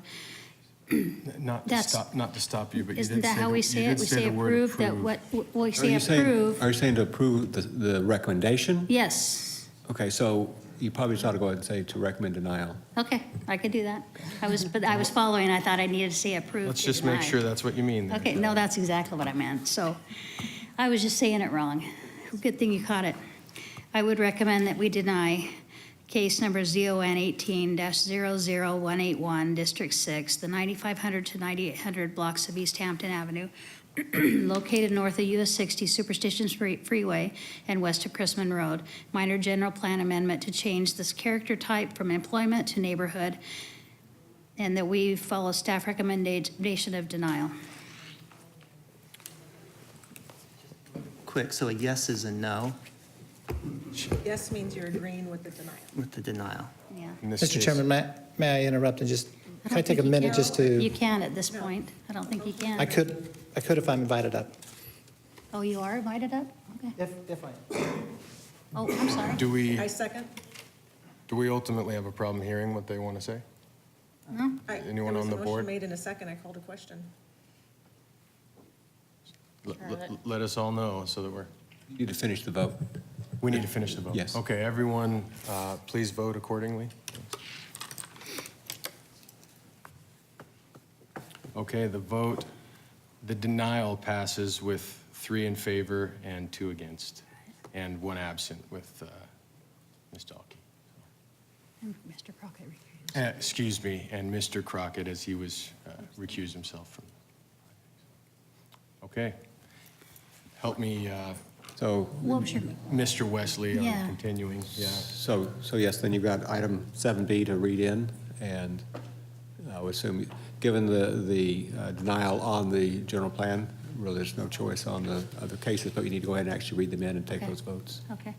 And I'm sorry if I stepped on, I didn't know, did somebody invite you up? I didn't know if somebody did or not. I didn't know. Okay. Okay. I'll go ahead then, if that's all right. I recommend that we deny ZON 18-00067, District 6, the 9500 to 9800 block of East Hampton Avenue on the south side, located north of US 60 Superstition Freeway, west of Chrisman Road, to rezone from NCBIZ, NCPAD, and PEP-PAD CUP to RSL 2.5 PAD and RM-3 PAD and site plan review. Can I read them both in, or do I have to do them separately? Okay. And then also item number 8A, Bella Canta District 6, the 9500 to 9800 blocks of East Hampton Avenue, south side, located north of US 60 Superstition Freeway and west of Chrisman Road. Preliminary plat. And we follow staff recommendation of denial of both. This Okay. is the same, this is the. Do we have a yes, yes, second? no. Second. All in favor, please vote. Have we hit it? What happened? Broke it. Again? Okay, same as before, 3 in favor, 2 against the denial, and then Mr. Crockett has recused himself with Ms. Dahlke absent today. So, okay, at this point, I believe we have finished the cases with 8B is being added to the consent agenda today.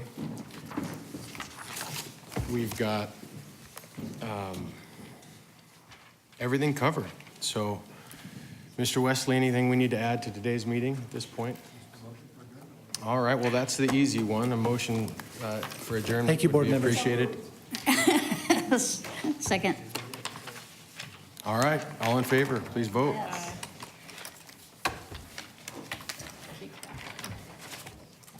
Board Member Sarkisian needs to vote on this. Okay. We appreciate your time. Thanks.